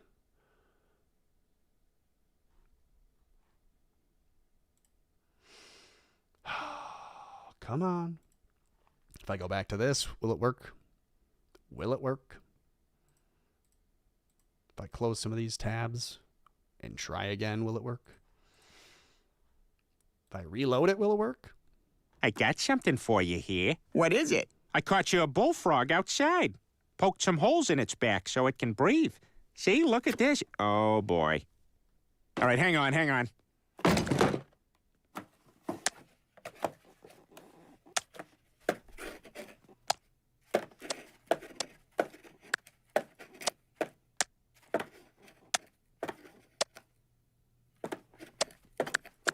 That is what the father of the murderer was doing to Henry Novak. This is what the police find when they arrive. The mom had come in and seen the knife on the ground, grabs it and takes it into the house. The dad is over there messing with the body of the victim as he bleeds out and dies. And the victim is still being heard on camera saying, I can't breathe.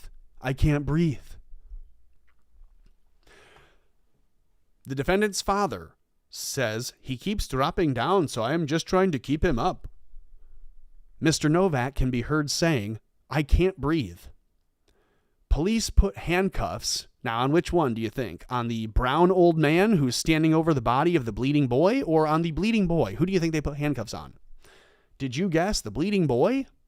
Yep, because he's white, not the guy who just murdered him because he is brown. That's right. Who was lying on his side, trying not to let both of his lungs fill with blood, I imagine, telling officers he had been stabbed and that he could not breathe. He told the officers. It was articulated to them. They heard it. They understood it. He's been stabbed and he could not breathe. The officer tells Mr. Novak he's under arrest for suspicion of assault. Novak repeats, he's been stabbed. And a male voice, the officer, The officer off screen, because the camera's on the chest, pointed forward, the officer says, "I don't think you have, mate. I don't think you have. Put your hands behind your back." Well, he's not moving his arms. He's dying. So you do what you want, but you're going to have to suffer for it. The video cuts out when CPR starts, and in its place, a transcript is read by Neil King, the prosecutor, the officer in the case. The officer says, "He's not unconscious, mate. He isn't breathing." Mr. Novak was pronounced dead at 12:37 a.m., despite the efforts of police, paramedics, and a doctor who was flown to the scene by helicopter. The video ended when CPR began. The transcript read in court instead shows they airlifted a doctor and still couldn't save the guy's life. He's 18 years old. He's stabbed in his chest by a 23-year-old who was carrying not one, but two illegal weapons. One he claims is legal because of his religion. The 8-inch knife, however, is not legal no matter what. So he has a knife, and in case he ever has to use a knife, he'll use the one in his pocket. But he has one around his neck just in case anyone asks, "Are you armed?" He goes, "Oh yeah, I got my arm piece right here." Even though he's also got another one in his pocket, way more accessible for him to grab at. Can you imagine your 18-year-old walking around alone, leaving a pub, not totally drunk at all legally? He's able to even drive, but he walks home alone. He's on Snapchat talking to friends. And then a guy comes up to him, harasses him, pulls a knife, stabs him in his chest. As your kid tries to launch himself over a neighbor's fence to get away from the guy on the street, he gets stabbed a few more times in his legs and dragged back onto the road. And then the guy's harassing him as he's still on the phone, bleeding out, gulping his own blood down, breathing it in, asphyxiating on his own blood. The guy says, "Yeah, I'm a bad man. I'm a bad man." And they're claiming it's a self-defense. That's what's going on over in the UK. And here in Tennessee, you have Chud being charged for attempted murder, indiscriminate use of a firearm, and a couple of other charges because he was attacked by someone who tried to disarm him and kill him in the street, and he didn't die. He didn't let the low IQ non come up to him in the street and kill him, so they're charging him. Henry Novak died, so they couldn't charge him, though they tried. Remember, he was under arrest for suspicion of assault when he died. Let the record show the police had placed Henry Novak under arrest, and he died in police custody. What do you think they want for you and for me and for Chud? Okay, let's move on to some other things. I'm sure you've heard about the news on the sea, and we're not talking about the hantavirus. I'm referring to the Disney cruise. This Disney cruise crew member loaded into an unmarked van in San Diego was not an ICE deportation target. He was a child predator. Whoa. A passenger named Dharmi Mehta filmed CBP agents pulling crew members off the Disney Magic in handcuffs on April 23rd. Notice we heard about the hantavirus like immediately following that. Still, some in chef whites, others in their blazers. So imagine this is not like 27 people pulled off the cruise and they were all taking the same pedo cruise together. They're employees. They're the workers. Some of them were still in their chef whites, others in their blazers that are all for the Disney company. Now does this track? The internet erupted. Immigration advocacy groups held press conferences. The narrative ran for 2 weeks that this was cruel immigration enforcement against beloved cruise workers. Then the truth landed. Customs and Border Protection confirmed it was part of Operation Tidal Wave. The agents had boarded 8 cruise ships in San Diego, based on intel from the National Centers for Missing and Exploited Children. 28 crew members were arrested. 27 of them were found to possess child sexual abuse material, CSAM, on their phones while serving families with children on those very ships. So it's like the guy going at the little breakfast buffet on the cruise. "Oh, do you want scrambled eggs? Here you go. Scoop and scoop. Okay, I'll see you tomorrow. Bye. That person's phone in his pocket has little CP. And he's staring at your kids way too intently. The dining host who served Darmy's family, this is a story from Mehdi Darmy. He watched as 28 people were just arrested. This guy's comment says, yeah, I watched as one of the dining hosts who had served me and my kids earlier is now just being arrested. Isn't that crazy? So here is that Misery Machine YouTube clip. It's a quick clip. We're going to get quippy with a quick clip for a couple minutes here. If you would, hit the like button, share a link to the show, subscribe. Let me check in with the chat. Mary Kate Delvey. Ooh, Mary Kate. In the chat saying, the only way I'm voting again is if Tucker decides to run. Massey could be VP pick. And I agree. I think I don't want to vote ever again. I don't want to vote. I never want to vote again, ever. The problem with voting is that I feel like our democracy, our republic is dead if we only just find out we have one last seat in Congress that we could all collectively agree we still had some say with, Thomas Massey. And then it gets bought and it gets stolen. And your neighbors go, I don't even think it was stolen. That's how I kind of feel like, okay, black pill. I'm being black-pilled. I don't want to be, but I'm being black-pilled. Okay. I'm having too much fun with these buttons. And let's see. Tim Pool is such a D-bag. Even his hairline had enough and disappeared. Ouch. Bruh. Rusty Shackleford says, ribs are the worst thing I've broken. Can't sneeze or laugh without falling over in pain. Yeah, I know. And what's the best way to try to, medically, herbally get rid of pain? You can't smoke when you have broken ribs. Twice in my life, I've had bruised and then broken ribs. And not twice, I should say. I once had bruised ribs, and I thought that was the most pain I'd ever be in. I was carrying in college, I put myself through school by working at the catering office. And I'll switch to this view, a little easier. I worked at the Spartan Signature Catering Company, which is itself not a campus company at Michigan State, but it's affiliated. It's on campus. It operates within the stadium. And we made all of the catered food for the athletes. So if you're on the football team, you got fed meals every day, whether you chose to eat them with the team or not, but they were prepared for you. You understand, you went to the stadium, you had food, you had practice, you had the boosters that had their fancy prime rib dinner meals and all those things. So occasionally you'd put the white jacket on and go put the hat on and do the prime rib thing. But we learned how to make food in mass all the time. And I was carrying a huge giant tub of chicken breasts. I had prepared, you have to trim all the fat, and it's like 600 chicken breasts. And then we're going to pull them on this other table and flatten them. And we're going to do like chicken parm, whatever. So we're flattening hundreds of chicken breasts. You thaw them, you clean them, you go over here, you hammer them flat. We're going to bring them over there. In the process of walking one of the tubs, I slip on the wet tile, and instead of losing the tub and having all that work go, knowing I'm going to have to replace it, I ate the fall and fell with it, landing it on a table, but putting all of my ribs against one of those huge aluminum, like silver steel, whatever it is. It's a hard, heavy metal table edge.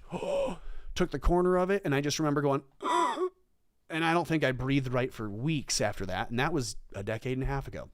2 years ago, I broke them all. I think that reset most of that. Ribs are terrible. Mary Kate Delvey again in the chat. I genuinely cannot understand how the UK isn't rioting with everything that their immigrants are doing to their country and their children. Yeah, I know. We should be over there whipping them into shape. But I got bigger plans coming up than going to the UK. Until they decide to treat the cops as they should, as shameful as they ought to be, they will keep arresting people for words. Sadly, we seem to be headed that way. Tweak in the chat says, it's okay now, I'm here, start over. I said the same thing in my stream earlier. We should stop voting for anyone. Oh, and I got the worst news of my life this morning. Good times. What? You got the worst news of your life? Something happening with a dog? Buddy. Oh, that's too bad. I don't like that. What's the worst news of your life that you could get? Are they condemning your RV? interested to have an update on that, we'll check in on the other chats real quick. Check in on the chat over y'all. Check in on the chat over y'all. If you do want to support the channel and you don't want to become a subscriber on X, simplest and best and easiest, fastest way to do, become a monthly subscriber over on X for $2 a month. All the cool kids are doing that. Whoops. Or you can jump over to allmylinks.com/AmericaFloats. Find all the links there to support, follow, subscribe, watch old, new content, etc. Here we go. On the morning of April 23rd, 2026, Dharmi Mehta was disembarking a Disney cruise ship at the B Street Cruise Terminal in San Diego, California. She and her family had spent 4 days aboard the Disney Magic. She said the trip and the service were good, mentioning specifically that 2 employees had taken care of her family for the entire voyage. One of them was a dining host they saw every evening. He was a man they had eaten breakfast with that same morning, 45 minutes before she watched him get loaded into an unmarked white van in handcuffs. He was still wearing his Disney uniform when they took him in. Dharmi filmed it. The footage shows what appears to be Customs and Border Protection officers moving through the disembarking crowd, pulling crew members aside and placing their hands behind their backs. Some of them were still in blazers. Some still in their chef whites with their name tags on. They were not told where they were going. Dharmi said the man looked a little off at breakfast that morning, a little distracted, a little rushed. She figured he was just trying to get passengers off the ship and make room for the next group. He was not. Within hours, Dharmi had contacted Union del Barrio, a local immigration advocacy group in San Diego. Within days, multiple organizations had mobilized, all of whom were demanding answers. Who were these men? Where had they been taken to? Why had Disney said nothing? 2 days later, on April 25th, the same thing happened to 4 crew members from the Holland America Line's MV Zaandam, also docked in San Diego. Remember, we had the MV Hondius, now we have the MV Zaandam, and we're told that it's CBP. We're told that it's Customs. We're told that it's, this and that. No. They're arresting child traffickers and people who are in the possession of child sexual abuse material, and likely far worse things happening on these cruise ships. You think these employees are just looking at it, but they're not touching? You think that they operate like the museum rules, right? You think that these pedos operate on museum time? Look, but do not touch? Hell no, that they're in front of a gallery, pun intended. Come on, give it to me where I have it, of kids. They have tons of kids walking by them all the time on the galley. They call the gallery. And they are absolutely not just interested in looking at the kids when they serve them the sausage or the, scrambled eggs, or they get dressed up as Minnie and they dance with them on the cruise ship. No, it's far worse. The groups held a press conference at the pier. Benjamin Prado, speaking on behalf of Union del Barrio and American Friends Service Committee, said, "We have a responsibility to ensure due process for these workers." Dharmi Mehta, when speaking publicly, framed what she had witnessed as a violation of workers' rights. If you have ever been lucky enough to go on a cruise, you know that passengers really like to get to know some of the people who take care of them while they're at sea. Probably too much. Probably a little too much. If they have the pictures, I just love your family so much. Can I get a picture with you? And barf, vomit, die. I think the guy is like scooping, his scrambled eggs to the family, and then he looks over to the guy who very clearly is an agent who's just staring at him, writing down little notes, and he's like, "It was at this moment he knew. He fucked up. You're not getting off this cruise ship alive, motherfucker." Wonder that Dharmi Mehta was really pretty upset when she saw her favorite waiter being led away from the boat that was docked here in San Diego with his hands zip-tied behind his back. Yeah, I can bet. She's like, oh my God, that guy was so nice. He offered us seconds, and he offered to bird feed my kids, whatever that means. I don't know, but it seemed very kind. This video clip was shot by one of Dharmi Mehta's fans. Why did that guy who was serving us, he was our favorite, why did that guy later meet us in the pool? Family members as they pulled out of the cruise terminal parking lot. In it, you see what looks like ICE agents loading workers into a white van. Earlier, while I was waiting to clear customs, I observed another set of officers with other employees in restraints, walking them off the boat and in restraints. It put a real damper on what had been a fun 5-day cruise from San Diego to Catalina. Yeah, I think it would. It put a little damper on it. We had a nice 5-day family cruise. Just us, the kids, a nice little time away from reality. We're out on the high seas. We're seeing sights we've never seen before. And then, yeah, it was a little bit of a damper when we find out that, a couple of our favorite employees might have been assaulting some kids in their imagination and maybe even in their spare time. Yeah, it might be a damper. To Ensenada and back home to San Diego aboard the Disney ship Magic. We went. Tweak on YouTube saying that he got a Lone Star tick bite, and now you have been told that you're allergic to meat and cheese. I don't believe you, dude. I don't believe you. You say you got a call from the VA and your blood work came back. And I think we all understand that you're going to say it's a tick bite. Yeah. Oh, it's just too many ticks out in the wild, Brady.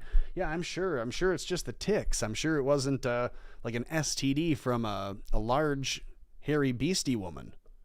It's been a horrible experience, and nobody will believe me. If I call the police, they're gonna tell me I'm fucking making it up. No, they're gonna tell you that you have a tick disease.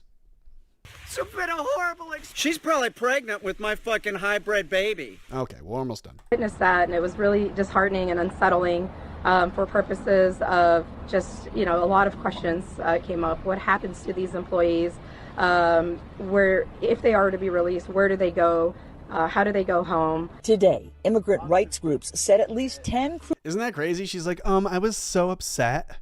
Oh my God, because I watched as my favorite employee was zip tied, and I want to make sure that they're okay. I want to make sure that something happens to them once they come off the boat. Bitch, they had possession of CSAM. How is this evading you? How do you not understand it? Shut your fucking mouth! They're not victims. Crew members were detained from the Disney Magic, and 2 days later, the same thing happened to a handful of crew members on a Holland America ship. Because this is not an isolated incident. In fact, it has become a growing pattern, not only here in San Diego, but throughout this country. I'm mad about stuff. Sorry, but hold on a second. You're defending pedophiles? I'm sorry, just look that way and be ashamed of yourself? The people coming off the cruise ships have been arrested for possession of child sexual abuse material and likely worse associated crimes. And you're over there whinging because you're like, oh, where'd they go? We need these employees. Why do you think Donald Trump's casinos and hotels and towers are just like all of the other casinos and hotel industry entertainment locations in Vegas and in LA and in New York and in other places? Why do you think they never get raided? Why do you think ICE said we're going to really prioritize the deportations in the inner cities in the left, but not in all these industries like big ag and big entertainment and big hospitality, big manufacturing, big food processing? Why are we not going after them?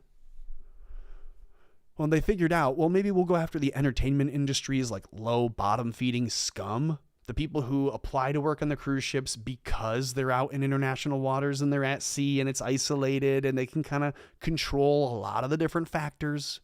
They can make sure that they're only perceived and seen in certain ways and in certain settings. It's all very odd, and yet it's very obvious to me. Tweak, you say you don't have HIV? Well, I guess we're just going to have to take your word for it. And you know how to fake paperwork, so I'm sure you can come up with a receipt. I'm just teasing you. We know he has AIDS. Tweak's had AIDS for 20 years. He's like Magic Johnson. It's not possible to take him out. We've seen bike accidents, police officers, now HIV. Everything's tried to take Tweak out, and he just can't die. But I hope that we can still see that exists and is true in the next many years. So don't go dying on us, Tweak. Just probably avoid some red meat. If you got the Lone Star tick disease, with that mustache of yours, I bet he probably found a Lone Star dick down at the the truck stop. Tweak got his Lone Star dick disease. I'm sorry, am I saying it wrong? All right. So people are upset because they don't realize, oh, these arrests are of child predators. And so as we see more abductions taking place, due process being suspended, access to consular services being limited, and absolutely no information about the whereabouts of these workers. He says it has to stop and demanded ICE tell them where the crew members are being detained. NBC7 reached out to ICE but have not heard back. It was really unsettling. Darmi Mehta says her family became close with one member of the serving staff. And do you understand this? She's giving the news an interview, and she's giving like a whole press conference here in front of the ship after she's been disembarked. And she's crying and complaining, saying, we were close with these people, and now you're mistreating them.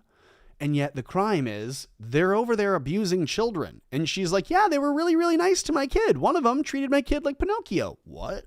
Yeah, he worked him like a puppet. Excuse me?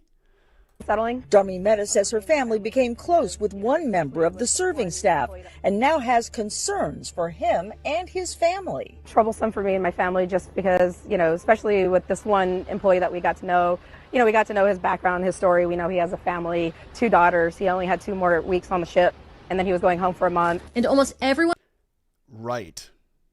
Do you understand? Like, they're being groomed. The entire family got groomed over the week, spending time with these people. I'm not saying all hospitality workers are like this. That's the opposite of what I'm saying.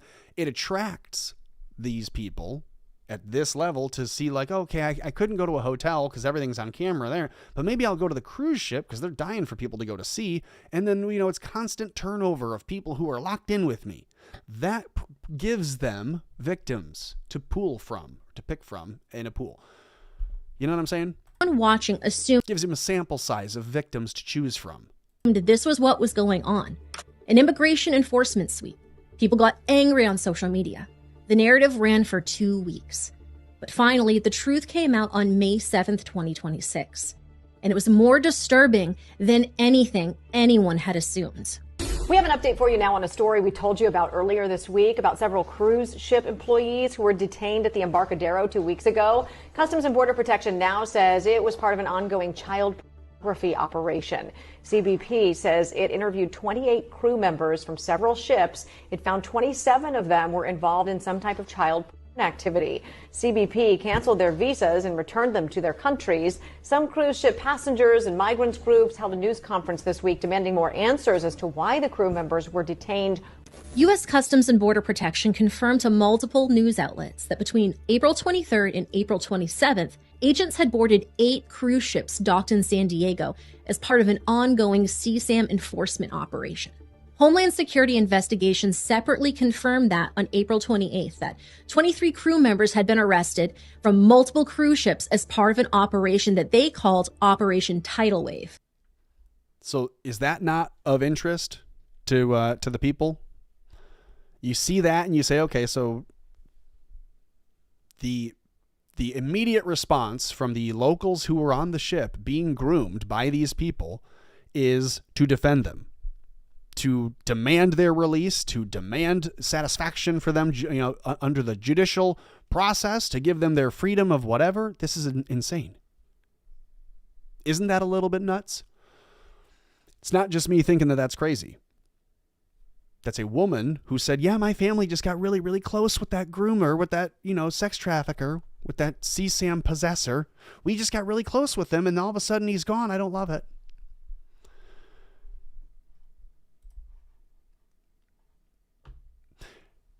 Is the theme not clicking for anybody else yet here? Just to belabor a couple points. They want you to see Tom Massey as the big bad guy here 14 years ago. He's the guy that the billionaires are electing with their last-minute donation, when in reality it's the billionaires today funding his opposition. Just so we're clear.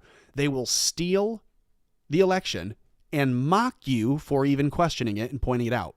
Tim Pool's post, mockingly saying, oh, well, so I guess they just stole the election here? I guess they just stole it? Yeah, that's what they're... And you think, maybe they're not mocking. Maybe they just don't believe it. Okay, is that not the exact same thing that we see here? Is that not the same thing we see from the police officer who says, nah, I'm arresting you. You're getting nicked, mate. I'm arresting you for suspicion of assault. There's been no even accusation of assault except for this guy who has stabbed me. And he goes, nah, I'm nicking you. I don't think you've been stabbed, as the kid's stabbed out and bleeds out in the street. I don't think he got robbed. I don't think the election was robbed. As we all see every statistical marker showing that this is not a normal election and this seems to stink to high heaven. People are on a cruise ship for a week. They're interacting with the workers. And then they watch as the workers get arrested and hauled off. And they just assume, oh my gosh, these terrible people are refugees. We must help them. And what's the reality? No, they're child sex traffickers and in the possession of child sexual abuse material. And they're being arrested for that in a sweep that the feds are undertaking. And the people's first response is to defend them and assume, oh my God, it must be a Customs and Border Protection. Oh, we have to defend them. We have to arrest the kid who was stabbed. We have to mock the last actual American representative we have in our government. Is it clicking yet why I'm tying these things together? Because I think they are relevant and make sense. The immediate reaction is to defend the wrong person. The police show up after seeing a black guy attacking a white guy outside of a courthouse, the black guy on top of the white guy punching and swinging and being shot at and not going down. Like how King Kong takes a bunch of shots and still just roars at the helicopters. And the police arrest the man being attacked. The man shooting in self-defense. The police show up in the UK and they arrest the kid who was just stabbed in his heart or in his lung.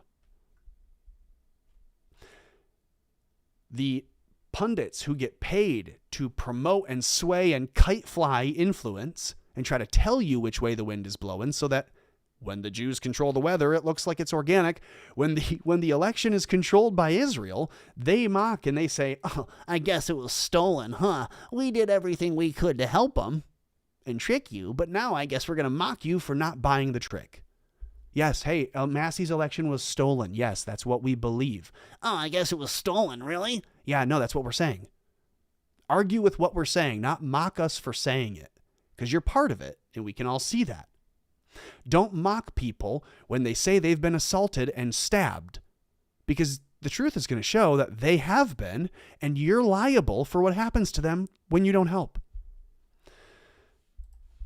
Don't jump to defend people when they're arrested because you're not sure what they've actually done, and you might be defending the person who just diddled your kid for a week. Here this week about several cruise ship employees who were detained at the Embarcadero 2 weeks ago. Customs and Border Protection now says it was part of an ongoing child pornography operation.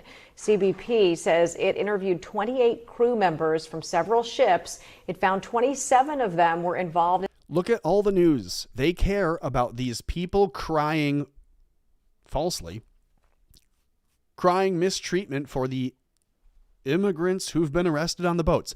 They're not being arrested because of their immigration status. They're being arrested for trading and trafficking CSAM. They're trading child porn on these boats. They're out on the cruise ships trading child porn. That's what they're being arrested for. The news doesn't really want to cover that, but they were happy at the time, look at this image, to when they thought it was just a Customs and Border Protection issue, happy to cover it then. Look at the amount of news coverage that they're locally. Here, look, we've got little posters printed up. We're going to cover it like it's a real rally at the port.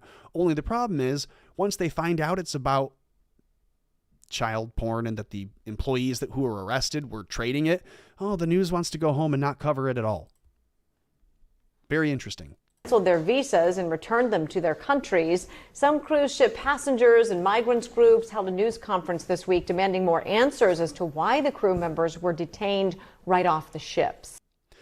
Notice it's NBC San Diego staging it to look like a rally in defense of these people, but it's NBC South Florida who's reporting the truth. Isn't that just odd to see? San Diego's NBC is like, look, it's people who are being victimized. And then in South Florida, they're like, get them, they're fucking pedos.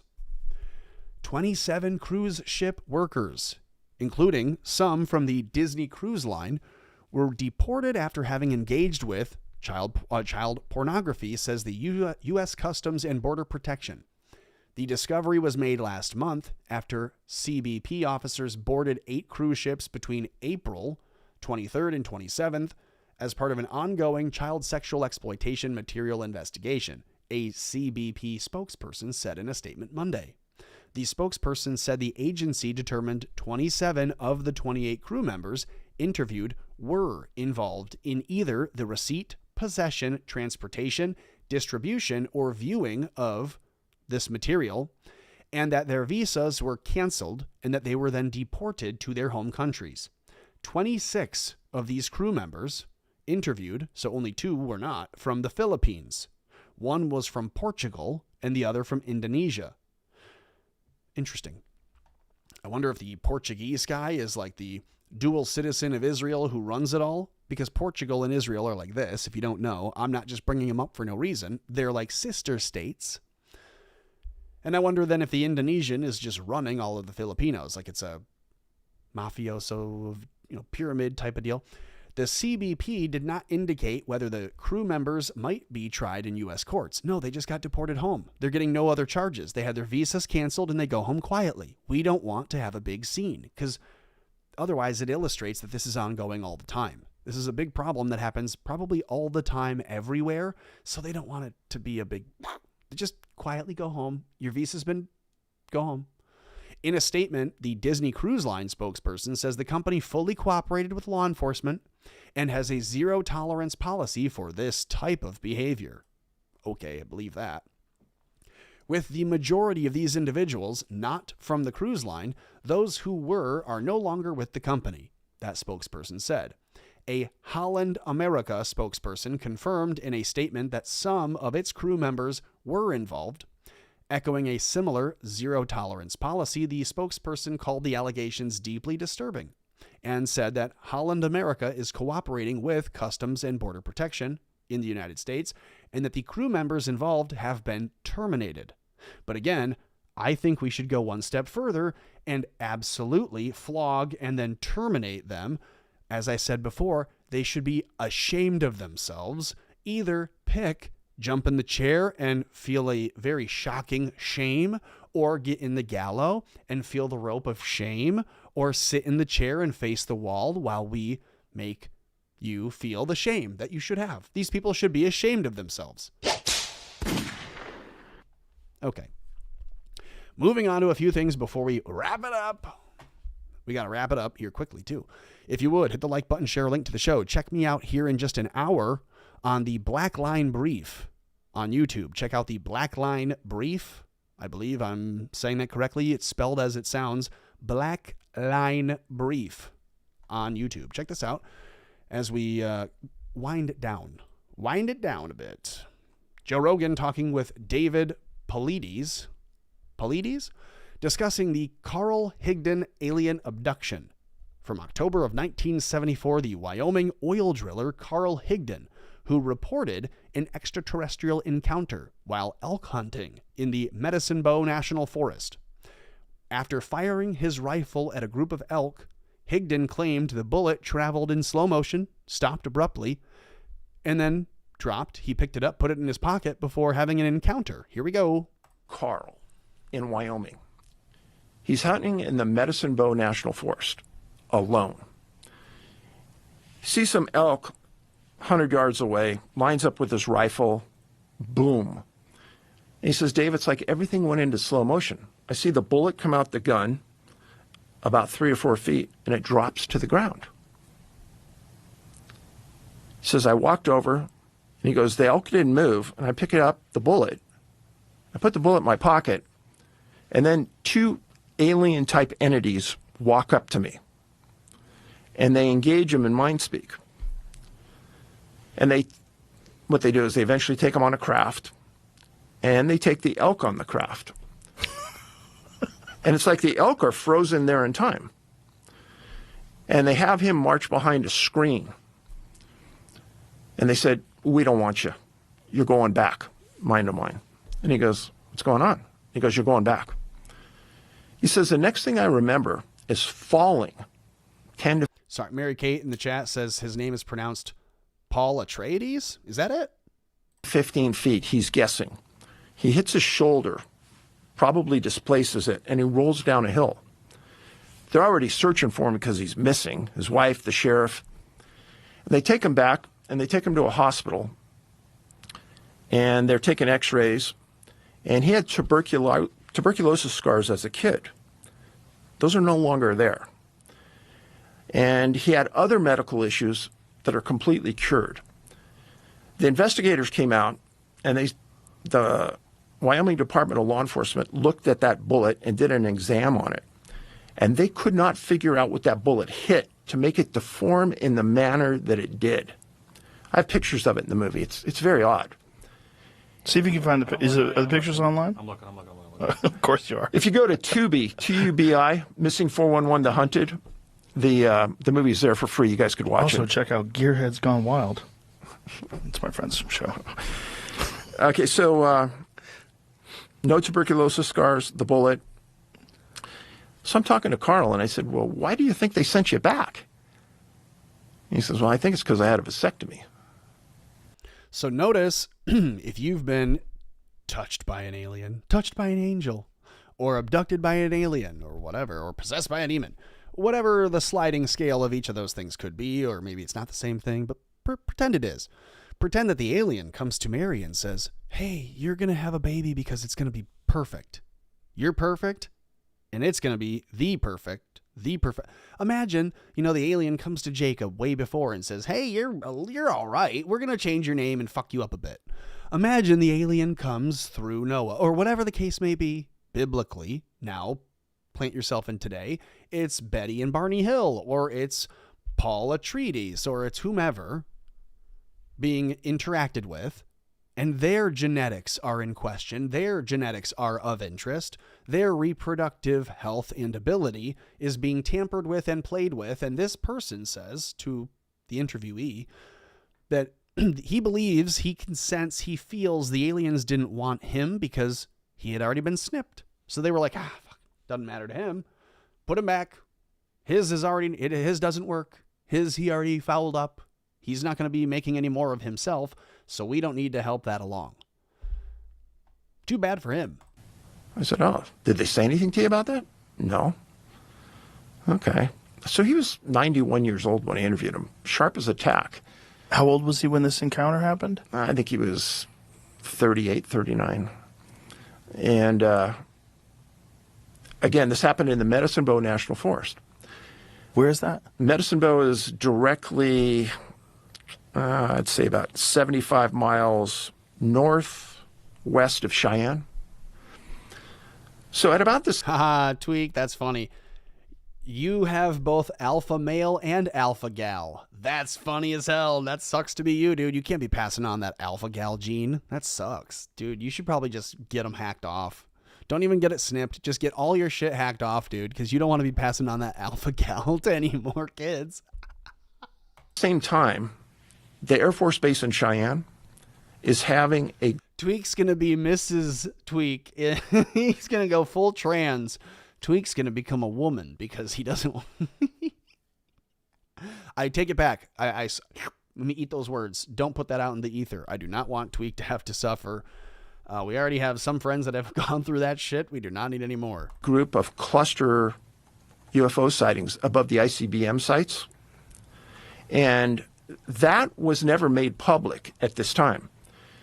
It was 30, 40, 50 years later through Robert Hastings and other Air Force personnel came out that these documents started to show up. So Carl would have never known what was happening at the same time these things in Cheyenne were happening.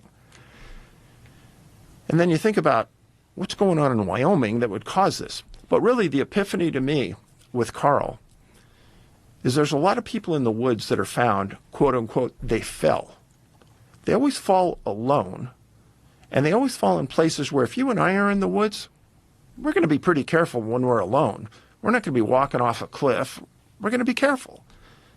A lot of people found out in the wilderness who he's saying are victims of a fall. And the suggestion could be that maybe it's not a fall at all, but it's a fall like someone got dropped. Like the aliens are like, oh, that's cute, pick it up. Oh, look at it. Oh, that's fun. Oh, it's not. Oh, genetics aren't exactly right. Here we go. And they drop you back off. But a drop for you is like 15 or 20 feet, and it's a steep edge of something. And they're just like, well, we put him back. Could be. Could just be a guy. Here's another clip before we go. A couple more things. Yeah, 2 more. Here we go. They were talking about the reptilians and the Nordics, the Greys. Fox News. TV. Like regular TV. Like, what is going on here? Is that nonsense? Are they being fed nonsense? Or is this disclosure? And are they slow trickling this out to us to get regular folks like boomers, get them accustomed to this idea of there are entities out there? Okay, let's hear this. And this is with Dan from Age of Disclosure. And that's one of the people I interviewed in my film, senior intelligence officials, went on the record saying that there have been dozens of crashed craft of non-human origin over the years, and elements of our government have recovered those crashes, and they've gotten out of that technology of non-human origin, and in some cases, non-human bodies that were on these craft. A number of the people in my film go on the record saying that the bodies were not all the same type, meaning there were multiple species. Were the bodies alive? Is it possible that some of those multiple species are them and what would look like us in the same ship? Yes, but I want you to say yes. Please. Is it possible? Say yes. Is it possible? We get the ship, it crashes, and then we open the hatch doors, we see a little gray alien, like that little frog from Family Guy, flop out. He's dead. But then we also see the human alien hybrid baby.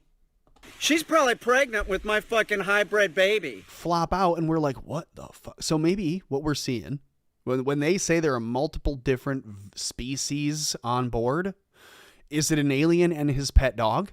Is it Superman and, Super Dog? Is it the little gray and the giant white? Or is it, a human alien hybrid and a little gray man? What are they getting at here? And why are they telling you on Fox News? The same network that brought you Ed Galrain. A number of the people in my film go on the record saying that the bodies were not all the same type, meaning there were multiple species. Were the bodies alive or were they dead? The people in my film talked about events where they were dead bodies, they were deceased bodies. Okay, and there's until the alien comes down and offers to make a beast with 2 backs, I'm not interested. A lot of speculation about the amount of UFO information we've been given on this first tranche. We expected more. We know there is more. Why do you I've never think used that people word inside before. the Tranche. government Have you ever used that are word? fighting so hard to release more? Yeah, so the president gave his directive in middle of February, essentially instructing all federal agencies to declassify evidence of non-human intelligent life and UAP. And what happened after that is the White House had to go get that evidence out of the hands of all these federal agencies, and they all for the most part pushed back. The people who have gatekept this information for 80 years, they don't want to share it. They've gotten a lot of power and control over the years, and it's just frankly not human nature for people to want to give up power and control. So there's a tug of war happening behind the scenes. There are a number of other reasons guiding their desire to keep this secret, including a general belief that the public can't handle the truth. I would argue. Yeah, no shit. They always think you can't handle the truth, so they lie to you. And then when you say, hey, you're lying, I don't like a liar, stop lying to me, tell me the truth, they go, this is why. See, look, we can't even talk to you because you just tell us that we're liars. We can't have a rational conversation with the public when you just call us liars. And then they say, yeah, so we're going to keep lying to you because we can't trust you with the truth. Why can't you trust us with the truth? Because you keep calling us liars and stuff, and you get mad at us. The gaslighting is unreal. And I'm pissed off about it because my own family does this kind of dumb shit. Anyways, here we go. Your moment of zen here for 50 seconds. That's the president telling you some really weird things. Like he must have an Israeli birth certificate or a passport, rather. He might have some Israeli citizenship being offered to him. Like, does Donald Trump have again, secret, because it's national security. It's a national security concern if we ever found out. So like Barack Obama's birth certificate being fake, could Donald Trump have an Israeli passport and we just never be allowed to know about it because it is of the utmost secrecy, the utmost importance that it remains a secret, that Donald Trump might not be loyal to the American. I'm laughing as I say this. I'm being sardonic. I'm joking because, maybe not laughing, but I'm joking. It is a joke when the president says he might retire in Israel. He might just go to Israel. I ask, and you know what? Maybe I'll pull it up. Before we show that, I said today, it was only so far. I ask, does President Donald J. Trump have an Israeli passport?